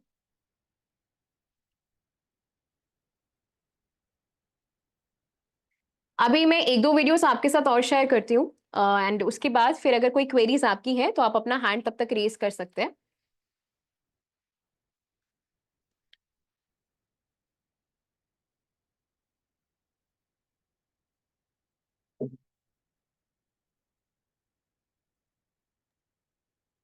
ये एक थेरेपी है जिसकी हम बात कर रहे थे, हॉट वाटर इमर्शन, जिसको हम ब्लड प्रेशर में भी इस्तेमाल कर सकते हैं, डायबिटीज में, थायराइड में, इनफैक्ट किडनी और कैंसर जैसी बीमारियों में भी हम इसको यूज करते हैं। तो एक बार आप इस थेरेपी को देखिए, और आप घर पे बहुत आराम से इस थेरेपी को कर सकते हो। आपको एक टब चाहिए है, जैसा आप देख रहे हैं कि लोग इसमें बैठे हैं। हमें जो टेम्परेचर है पानी का वो 40 डिग्रीज का चाहिए रहता है, और आपको जो बैठना है वो एक तरीके से बैठना है जिसमें आपकी जो बैक है वो जो टब है उसके साथ लगेगी, और आप 90 डिग्री पे आपकी जो लेग्स हैं आके वो रहेंगी। तो ये थेरेपी आप अपने घर पर आराम से कर सकते हैं, प्रोवाइडेड इसको सही तरीके से बैठकर करना है, और इसका ड्यूरेशन एटलीस्ट 2 आवर्स तक रहता है। तो ये हम अकॉर्डिंग टू द पेशेंट भी करते हैं, बिकॉज हमारे पास अलग अलग तरह के पेशेंट्स आते हैं, अलग अलग बीमारियों के साथ आते हैं। तो ये मल्टीपल हॉस्पिटल्स में हमारे, जैसे जयपुर में हमारा ये सेटअप है, आप देख रहे हैं पेशेंट्स बैठे हैं।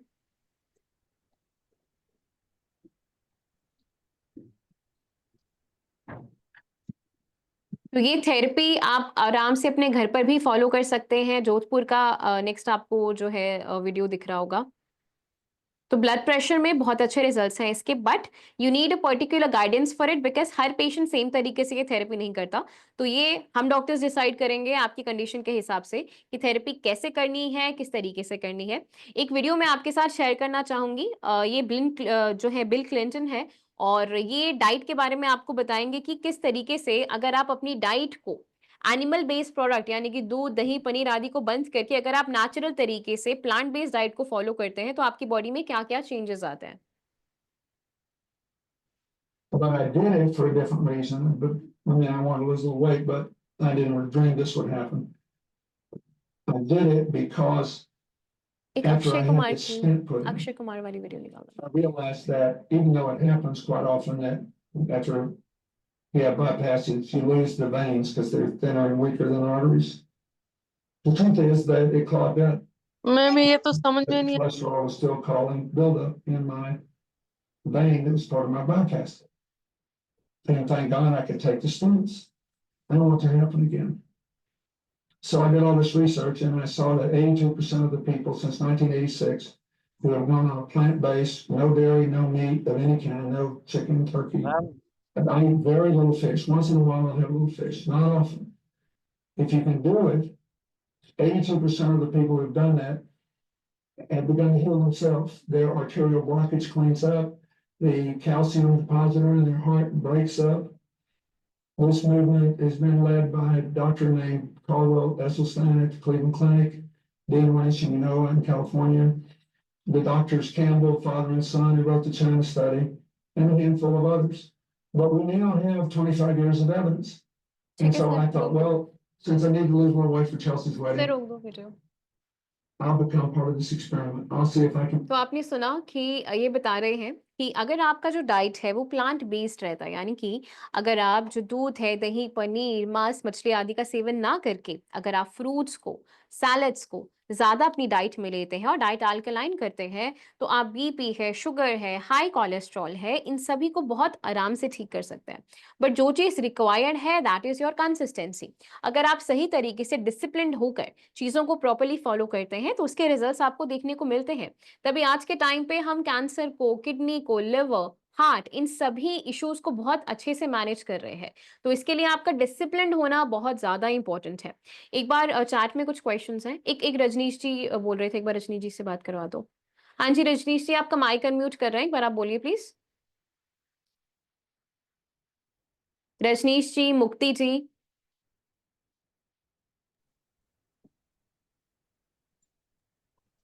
हाँ जी रजनीश। घुटने में दर्द है मैम। हाँ जी मुक्ति जी कहाँ से बोल रहे हैं? हाँ जी बोलिए। ये बोलेंगे हमारा घंटा पटना नहीं आएगा हिम्स में हाँ जी। हमको उतना आराम नहीं अभी है। आपको क्या परेशानी है सर? घुटने में दर्द है, घुटने में लेफ्ट में। घुटने में दर्द है, और कब से है आपको दर्द? साल भर हो गया। साल भर हो गया, ठीक है। इसके अलावा जब आप चलते हैं तो कोई कट-कट का आवाज आता है आपको? हाँ बड़ी दर्द करता है चलने में, कट-कट की आवाज करती है। ओके। और कोई टेस्ट करवाएं, कोई एक्सरे करवाए हैं सर आपने अपने, या कोई ब्लड इन्वेस्टिगेशंस करवाएं जिससे हमें पता हो कि ये ऑस्टियोआर्थराइटिस है, रोमेटॉइड अर्थराइटिस है, क्या परेशानी है? हाँ हम एक्सरे कराए हैं। और आपका एज क्या है सर? वो 59। 59 है, ठीक है। और कहाँ से बात कर रहा? सासाराम, पटना, बिहार से। सासाराम, पटना से, ठीक है। आप एक काम करेंगे सर, आप एक बार अपना जो नंबर है ना वो चैट बॉक्स में डालो। इसके बाद मैं ही आपसे बात करूंगी, ठीक है। एक बार आपकी रिपोर्ट्स मेरे पास आ जाए, मैं देखती हूँ, क्योंकि देखिए एज के साथ कुछ प्रोग्रेशन हमारी बॉडी में रहता ही है। तो आपकी जो जॉइंट्स हैं, आपके जो कार्टिलेजेस है, जब हम चलते हैं तो दोनों आपस में रगड़ खाते हैं। तो प्रॉबेबली आपका जो स्पेस है वो रिड्यूस हो गया है दोनों जॉइंट्स के बीच में, ठीक है। तो एक बार मैं आपसे बात करती हूँ, इसके बाद एक बार हम प्रॉपर्ली डिस्कस कर लेते हैं कि क्या आपका जो है अभी कंसर्न चल रहा है और कैसे हम इस पे काम कर सकते हैं। तो एक बार आप अपना नाम और अपना जो नंबर है वो चैट बॉक्स में डाल दो, ठीक है। फिर मैं आपसे बात करती हूँ। ठीक है सर, ओके जी। हाँ जी रजनीश जी बोलिए।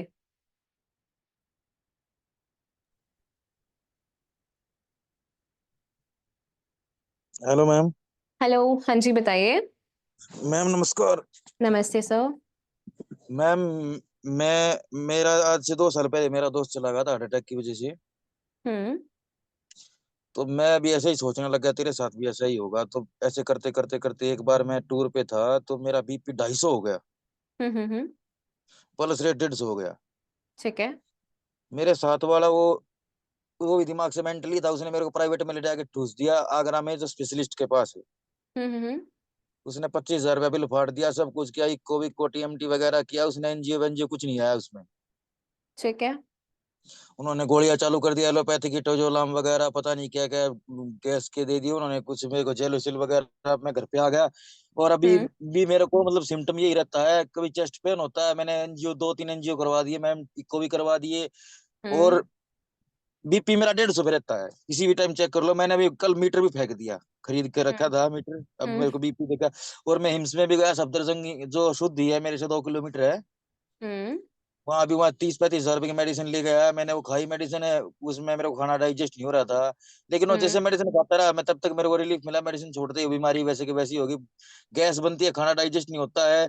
और गैस ऊपर चेस्ट में चढ़ती है, चेस्ट में चढ़ने के बाद ऐसे घबराहट होती है जैसे आज तो गए भाई। ओके, आपका ब्लड प्रेशर कितना चल रहा है सर अभी? मैम 150 ऊपर वाला रहता है और 90 नीचे वाला रहता है। और सबसे बड़ी बात ये है, ब्लड प्रेशर 150 जाने के बाद और 90 आने के बाद नीचे वाला पल्स रेट 50 रहता है। ओके। एंड आप काम क्या करते हैं सर? आपका जॉब प्रोफाइल क्या है? मैम मैं एक फॉरेनर टूरिस्ट ड्राइवर हूँ, जो बाहर से विदेशी आते हैं इटालियन फ्रेंच में, उनको अपने देश में घुमाना है काम मेरा। ओके, मैं ऑलराइट। दिल्ली मैं दिल्ली में रहता हूँ। दिल्ली में कंपनी है यात्रा एक्जोटिक करके, उसमें नौकरी करता हूँ। ठीक है। ओके, आपकी एज क्या है सर? एज मैम 32 है मेरी एज। 32 तो है। मैम मैं बहुत ज्यादा शुद्धि विजिट कर चुका हूँ, बीकानेर में भी, जोधपुर में भी, जयपुर में भी, लेकिन कहीं भी मैम मेरे को किसी ने मेरे गौर नहीं किया मेरी बीमारी के ऊपर। सब आप ने एक मेरे काम करिए रजनीश जी, आप एक बार ना अपना जो नंबर है वो इस पे ड्रॉप करो। एक बार आप मुझे सारी मेडिसिन शेयर करो कि कौन कौन सी मेडिसिन आपने ली है, राइट? क्या आपने डाइट फॉलो की है, वो सारा पैटर्न एक बार हमको देखना होगा, क्योंकि मैम मैं डाइट अगर आपकी मैम ये चीज मैं तो 1 मिनट में डाइट बता दूंगा मैम। मैं क्या डाइट लेता हूँ, सुबह उठता हूँ मैडम, मैं सुबह उठते ही मैडम मैं ग्रीन टी पीता हूँ, नारियल पानी पीता हूँ, सैलेड खाता हूँ, फ्रूट खाता हूँ, एक्सरसाइज करता हूँ, पुशअप करता हूँ। उसके बाद जी। खाने में दाल रोटी वगैरह खाता हूँ, रायता वगैरह, शाम को वही दाल रोटी वगैरह। दाल दाल पे मेरे को 2 साल निकाल दिए मैंने, दाल दाल पे। आप रात का खाना कितने बजे खाते हैं? रात का खाना मैं 7 बजे खा लेता हूँ। ठीक है, तो अगर अभी अगर आप बोल रहे हो तो मैं उसको भी स्किप कर दूंगा, लेकिन मेरे को रिलीफ नहीं मिला। मेरे को इतना ये चेस्ट स्किप पेन करने होता है। की नहीं, स्किप करने की जरूरत नहीं है सर, चीजों को थोड़ा स्ट्रीमलाइन करने की जरूरत है। आप तो एक मैम बार ये बताइए, आप इतने टेस्ट करवाने के बाद वो चेस्ट पेन है वो आ क्यों नहीं रहा है, या चेस्ट पेन है किस चीज का, ये समझ में नहीं आ रहा है तो मेरे को, वही दो देखना, दो एनजीओ देखो करवाने अगर के बाद। आपके हार्ट के सारे पैरामीटर्स ठीक है, अगर आपके सारे टेस्ट ठीक है, तो इसका मतलब है कि आपका मेटाबॉलिज्म ही डिस्टर्ब्ड है, ठीक है? और वो होता क्या है कि वो जो गैस है ना, वो आपकी पूरी बॉडी में फैलती है, और द थिंग इज कि वो आपका डिसॉल्व नहीं हो पा रहा है। यानी कि आपकी बॉडी में जो मेटाबॉलिज्म है वो बिगड़ रहा है, जिसकी वजह से आपकी जो गैस्ट्रिक इश्यूज है वो आपकी बॉडी में कहीं ना कहीं आ रहा है। और अगर आपका चेस्ट पेन कंटिन्यूटी में रहता है और अगर वो ठीक नहीं होता, और डिस्पाइट के आपके सारे टेस्ट ठीक हैं, तो वो आपके गैस्ट्रिक इश्यूज ही रहता है। और अगर लंबे समय तक ये चलता रहता है तो ये आपका कंटिन्यूटी में ही बन जाता है, ठीक है? तो अगर आपका और मैं पेट साफ हो भी रहा है, अगर आपका गैस पास हो भी रहा है, तो कहीं ना कहीं वो आपकी बॉडी में रहेगा ही रहेगा, नो मैटर व्हाट। और 3 साल पहले ऑपरेशन हो चुका है मैम पाइल्स का। उसमें अच्छा, पाइल्स 2 तरीके की होती है, एक तो खून ब्लड वाली होती है, एक बादी तो पाइल्स पाइल्स बोलते हैं भी तो जिसको। आपको देखो, वही बात है ना, आपकी हिस्ट्री में ऑलरेडी चीजें हैं। पाइल्स अगर ऑलरेडी था, इसका मतलब पहले से ही जो मेटाबॉलिज्म है, पहले से ही जो पाचन है वो सही से नहीं हो रहा था, तभी पाइल्स हुआ। तो ये चीज आपकी बहुत क्रॉनिक है सर। अगर आप सिर्फ नारियल पानी भी ले रहे हो, आप अपना वो भी ले रहे हो, दाल खा रहे हो, इसका मतलब ये नहीं है कि आपका जो डाइट है वो अभी आपके लिए सफिशिएंट है। आपको प्रॉपरली केटर करना पड़ेगा इन सभी चीजों के लिए। आप अपना नंबर चैट बॉक्स में लिखो, ठीक है? इसके बाद मैं आपसे एक बार बात करती हूँ, अपना नंबर इस पे डाल दो आप। आपकी हर चीज चेंज करनी पड़ेगी, क्योंकि अगर आप इन चीजों को लेके भी अगर आपको बेनिफिट नहीं मिल रहा है, इसका मतलब है कि आपको फुल फ्लेज जो है डिटॉक्स और आपका जो डाइट मॉडिफिकेशन है वो हमको चेंज करना पड़ेगा सारा, ठीक है? तो एक बार आप अपना जो नंबर है वो चैट बॉक्स में डालो, और उसके बाद फिर मैं आपसे बात करती हूँ। और मैम मेरी रिपोर्ट वगैरह कैसे भेजूँ मैं आपको, रिपोर्ट ही भेजनी है मुझे? वो आपको हम कनेक्ट करेंगे जब ना, तो उसके बाद आप अपनी सारी रिपोर्ट्स भेज देना, ठीक है? आप अपना नंबर पहले डाल दो, वो हम आगे का हैंडल कर लेंगे। ओके ठीक है मैम। जी, ओके जी, okay, thank you. Thank you ma'am. Okay जी, ठीक है। एक चैट बॉक्स खोलना सर, एक आईफोन नाम से है, एक बार आप इनको भी अनम्यूट कर दो। शंकर, ये रजनीश मेरे को लिख देना। आईफोन नाम से है आपका, आपको अनम्यूट कर दिया है, एक बार आप बात कर सकते हैं। हेलो। हेलो, हाँ जी। हाँ जी मैम, ये ना मेरी मदर को ना ये दांत की प्रॉब्लम है। उनके जो मसूड़े हैं ना, जी, वो ना रेड रेड लाल रहते। वो न्यूजीलैंड भी होके आ गए, वहां से भी मतलब दिखाया, यहाँ पे तो पीजीआई तक दिखाया, प्रॉब्लम कोई नहीं है, उसके बस लाल रहते हैं। अच्छा, हाँ ठीक जी। है। तो क्या इनको कोई थायराइड का समस्या है क्या साथ में? कोई समस्या नहीं है, कोई भी नहीं है, कोई भी गोली नहीं चलती। हाँ ओके। जी। इन्होंने ना फिर वो डॉक्टर ने क्या किया ना, मसूड़े खोल के टंके वगैरह लगा के अंदर सफाई वगैरह सब वो भी किया था। और जब भी कुछ गर्म चीज खा लेते हैं ना, इनकी जीभ पे छाले हो जाते हैं। ओके, आप कहाँ से बात कर रहे हो मैम? हम संगरूर पंजाब से। पंजाब से? तो संगरूर में ही हमारा क्लिनिक भी है मैम। एक बार आप इस नंबर पे वहां का एड्रेस ले लो, ठीक है? ओके। क्योंकि ये बिना देखे नहीं होगा, बिकॉज इसके मल्टीपल रीजंस भी होते हैं और भी अंडरलाइंग कॉजेज होते हैं। तो एक बार ना संगरूर में ही हमारा सेंटर है, यहाँ इस नंबर से एड्रेस ले लो और वहां पे जाके अपनी माता जी को दिखा लो, ठीक है?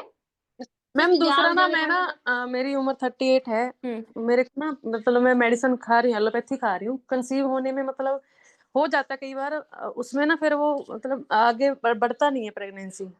ठीक है, हाँ जी। ओके। तो अभी कोई बेबी है करंटली आपके? हाँ जी, बेटी है, 8 साल की है। 8 साल की है, ठीक है, कोई बात नहीं। आप एक बार जब आप एक काम करो, आप इस नंबर पे अपना भी रिपोर्ट शेयर कर दो, मेरे डॉक्टर आपको कनेक्ट कर लेंगे एक बार। ठीक है मैम, नंबर मैंने चैट बॉक्स में डाल दिया। हाँ, डन डन, ठीक है। आपका वहां से पिकअप करते हैं, फिर आपको जो है वो एक बार कनेक्ट करेंगे, ठीक है? ठीक है। ओके मैम, ओके जी, थैंक यू। आप सबके और भी अगर कोई क्वेरीज हैं, आप अपना हैंड रेज कर सकते हैं, नहीं तो आप चैट बॉक्स में अपना जो नाम है और अपना जो नंबर है वो डालिए।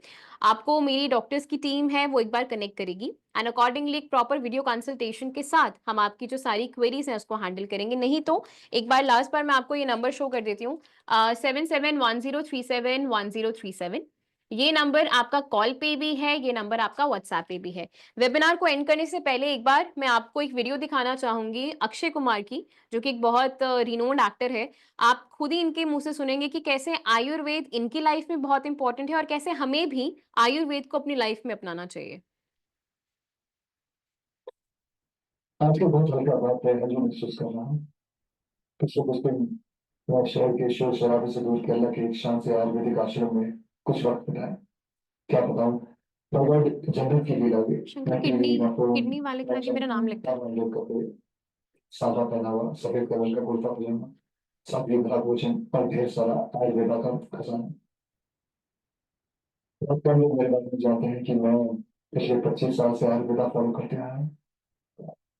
और इस बार मैंने जो आयुर्वेदा हीलिंग एक्सपीरियंस की है वो तो कमाल है। जैसे कभी कभी आपकी कार या बाइक की सर्विसिंग आप लोग करवाते, तब 14 दिन मैंने अपने बॉडी की सर्विसिंग करवाई। और वहां मैंने ये जाना कि शायद हमें अंदाजा भी नहीं है कि आयुर्वेद के रूप में भगवान ने हमारे देश को कितना बड़ा खजाना दे रखा है और हम इस खजाने की कदर ही नहीं कर रहे। हम अंग्रेजी दवाई की गोलियां खाकर, प्रोटीन शेक पीकर और स्टेरॉइड के इंजेक्शन लेकर जीने को जीना समझ रहे हैं। किसी विदेशी स्पा में जाकर फैंसी मसाज करवा के अच्छी सेहत ढूंढ रहे हैं। और मजे की बात बताऊं कि वही विदेशी लोग जिनके इलाज हम अपना रहे हैं, वो हिंदुस्तान में आकर हमारे आयुर्वेदा से अपनी ट्रीटमेंट करवाते हैं। क्या है, कब समझेंगे हम अपनी चीज की कीमत को? तो मुझे एलोपैथिक दवाई या उसके इलाज से कोई प्रॉब्लम नहीं है, वो अपनी जगह बहुत अच्छी है, बहुत सही है। लेकिन हम अपनी ट्रेडिशनल मेडिसिन के तरीकों को क्यों भूल रहे हैं? जैसे आयुर्वेदा हो गया, योगा हो गई, नेचुरोपैथी हुआ, सिद्धा हुआ, पुरानी होम्योपैथी की वाली को क्यों भूल रहे हैं? हाँ, मैंने ये भी सुना है कि आयुर्वेदिक दवाई में वगैरह में कभी कभी कुछ लोग हैं जो चीटिंग करके धोखेबाजी करते हैं, उन चीजों में कुछ मिलावट कर देते हैं, लेड या आर्सेनिक जैसी चीजें मिला देते हैं। लेकिन अगर आप सही ऑथेंटिक जगह जाओ तो मैं शर्त लगाने को तैयार हूँ कि आपके शरीर में ऐसा कोई बीमारी नहीं है जो जिसका इलाज हमारे ट्रेडिशनल इंडियन मेडिसिन सिस्टम में ना हो। आपको पता है हमारी गवर्नमेंट में फुल फ्लेज मिनिस्ट्री है आयुष नाम से, जो अल्टरनेट सिस्टम ऑफ मेडिसिन को एनकरेज करती है। मैं कहीं पढ़ा भी था कुछ महीने पहले कि गवर्नमेंट ने तो ये भी अनाउंस किया है कि अगर आप रजिस्टर्ड आयुर्वेद सेंटर में इलाज करवाते हो तो आपको बिल्कुल वैसे ही इंश्योरेंस बेनिफिट मिलेंगे जैसे कि कोई और हॉस्पिटल में मिलता है। और हमारे कई जनरेशन पुराने ये इलाज के तरीके ना सिर्फ मैं आपको बताऊं नेचुरल है, बल्कि एकदम साइंटिफिक भी। हर इलाज के पीछे पक्का लॉजिक है। पर हमारा ना वो कुछ वैसे ही हाल है, जैसे वो मुहावरा है ना, दुआ तले अंधेरा। 10 इलाज हमारे अपने देश में है, पर ढूंढने जाएंगे पूरे, ढूंढने जाएंगे उसे फॉरेन देशों में, ढेर सारा पैसा खर्च कर देंगे। हाँ, वो बताओ, जिस आयुर्वेदिक आश्रम में मैं अभी कुछ दिन बिता के आया हूँ, वहां मैं अकेला हिंदुस्तानी था, बाकी सब अंग्रेज थे। क्या वो हमारे देश में आके ठीक हो सकते हैं? पर हमने खुदा को बोल दी। और बाबा, भगवान के लिए ये मत सोच बैठना कि मैं ये सब किसी आयुर्वेदा कंपनी या सेंटर का ब्रांड एम्बेसडर बन के बोल रहा हूँ। ये बातें मैं अपने खुद के बॉडी का ब्रांड एम्बेसडर बन के कह रहा हूँ। और मैं चाहता हूँ कि आज से विनती करता हूँ कि आप सभी अपनी बॉडी के ब्रांड एम्बेसडर खुद बने, सिंपल और हेल्दी लाइफ जीना सीख लें, और दिखा देते हैं इस दुनिया को कि हमारे आयुर्वेद और योगा जैसे हिंदुस्तानी तरीकों में जो ताकत है वो किसी अंग्रेज के केमिकल इंजेक्शन में नहीं है। तो ये करके देखो यार, मेरी गारंटी है कि मेरी तरह हर सुबह एक स्माइल के साथ उठोगे। तो आपने सुना कि आज के टाइम पे जो हमारी खुद की पद्धति है आयुर्वेद, उसके लिए बाहर के लोग, फॉरेनर्स स्पेसिफिकली आके अपने लिए ट्रीटमेंट देते हैं और उस पर विश्वास करते हैं। तो दिस इज हाई टाइम कि हमें भी आयुर्वेद का वैल्यू हो, और हम अपने वेबिनार्स के थ्रू यही कोशिश करते हैं कि आपको सही तरीके से गाइडेंस दें, एडुकेट करें, कि आपको पता हो कि अगर आपको कोई भी बीमारी हो तो आपको सबसे पहले आयुर्वेद की तरफ आना है, सो दैट हम आपकी बीमारी को सही से ठीक कर सकें और जड़ से खत्म कर सकें। So thank you so much everyone webinar में जुड़ने के लिए। स्टिल अगर आपकी कोई भी क्वेरीज है तो आप इस नंबर पे एक बार कंटैक्ट कर सकते हैं, जो कि आपके चैट में भी है और स्क्रीन पर भी है। एंड अगर इसके अलावा भी कोई डाउट है तो आप चैट बॉक्स में अपना नंबर डाल दीजिए, हमारी जो टीम है वो आपके साथ कनेक्ट कर लेगी। So thank you so much.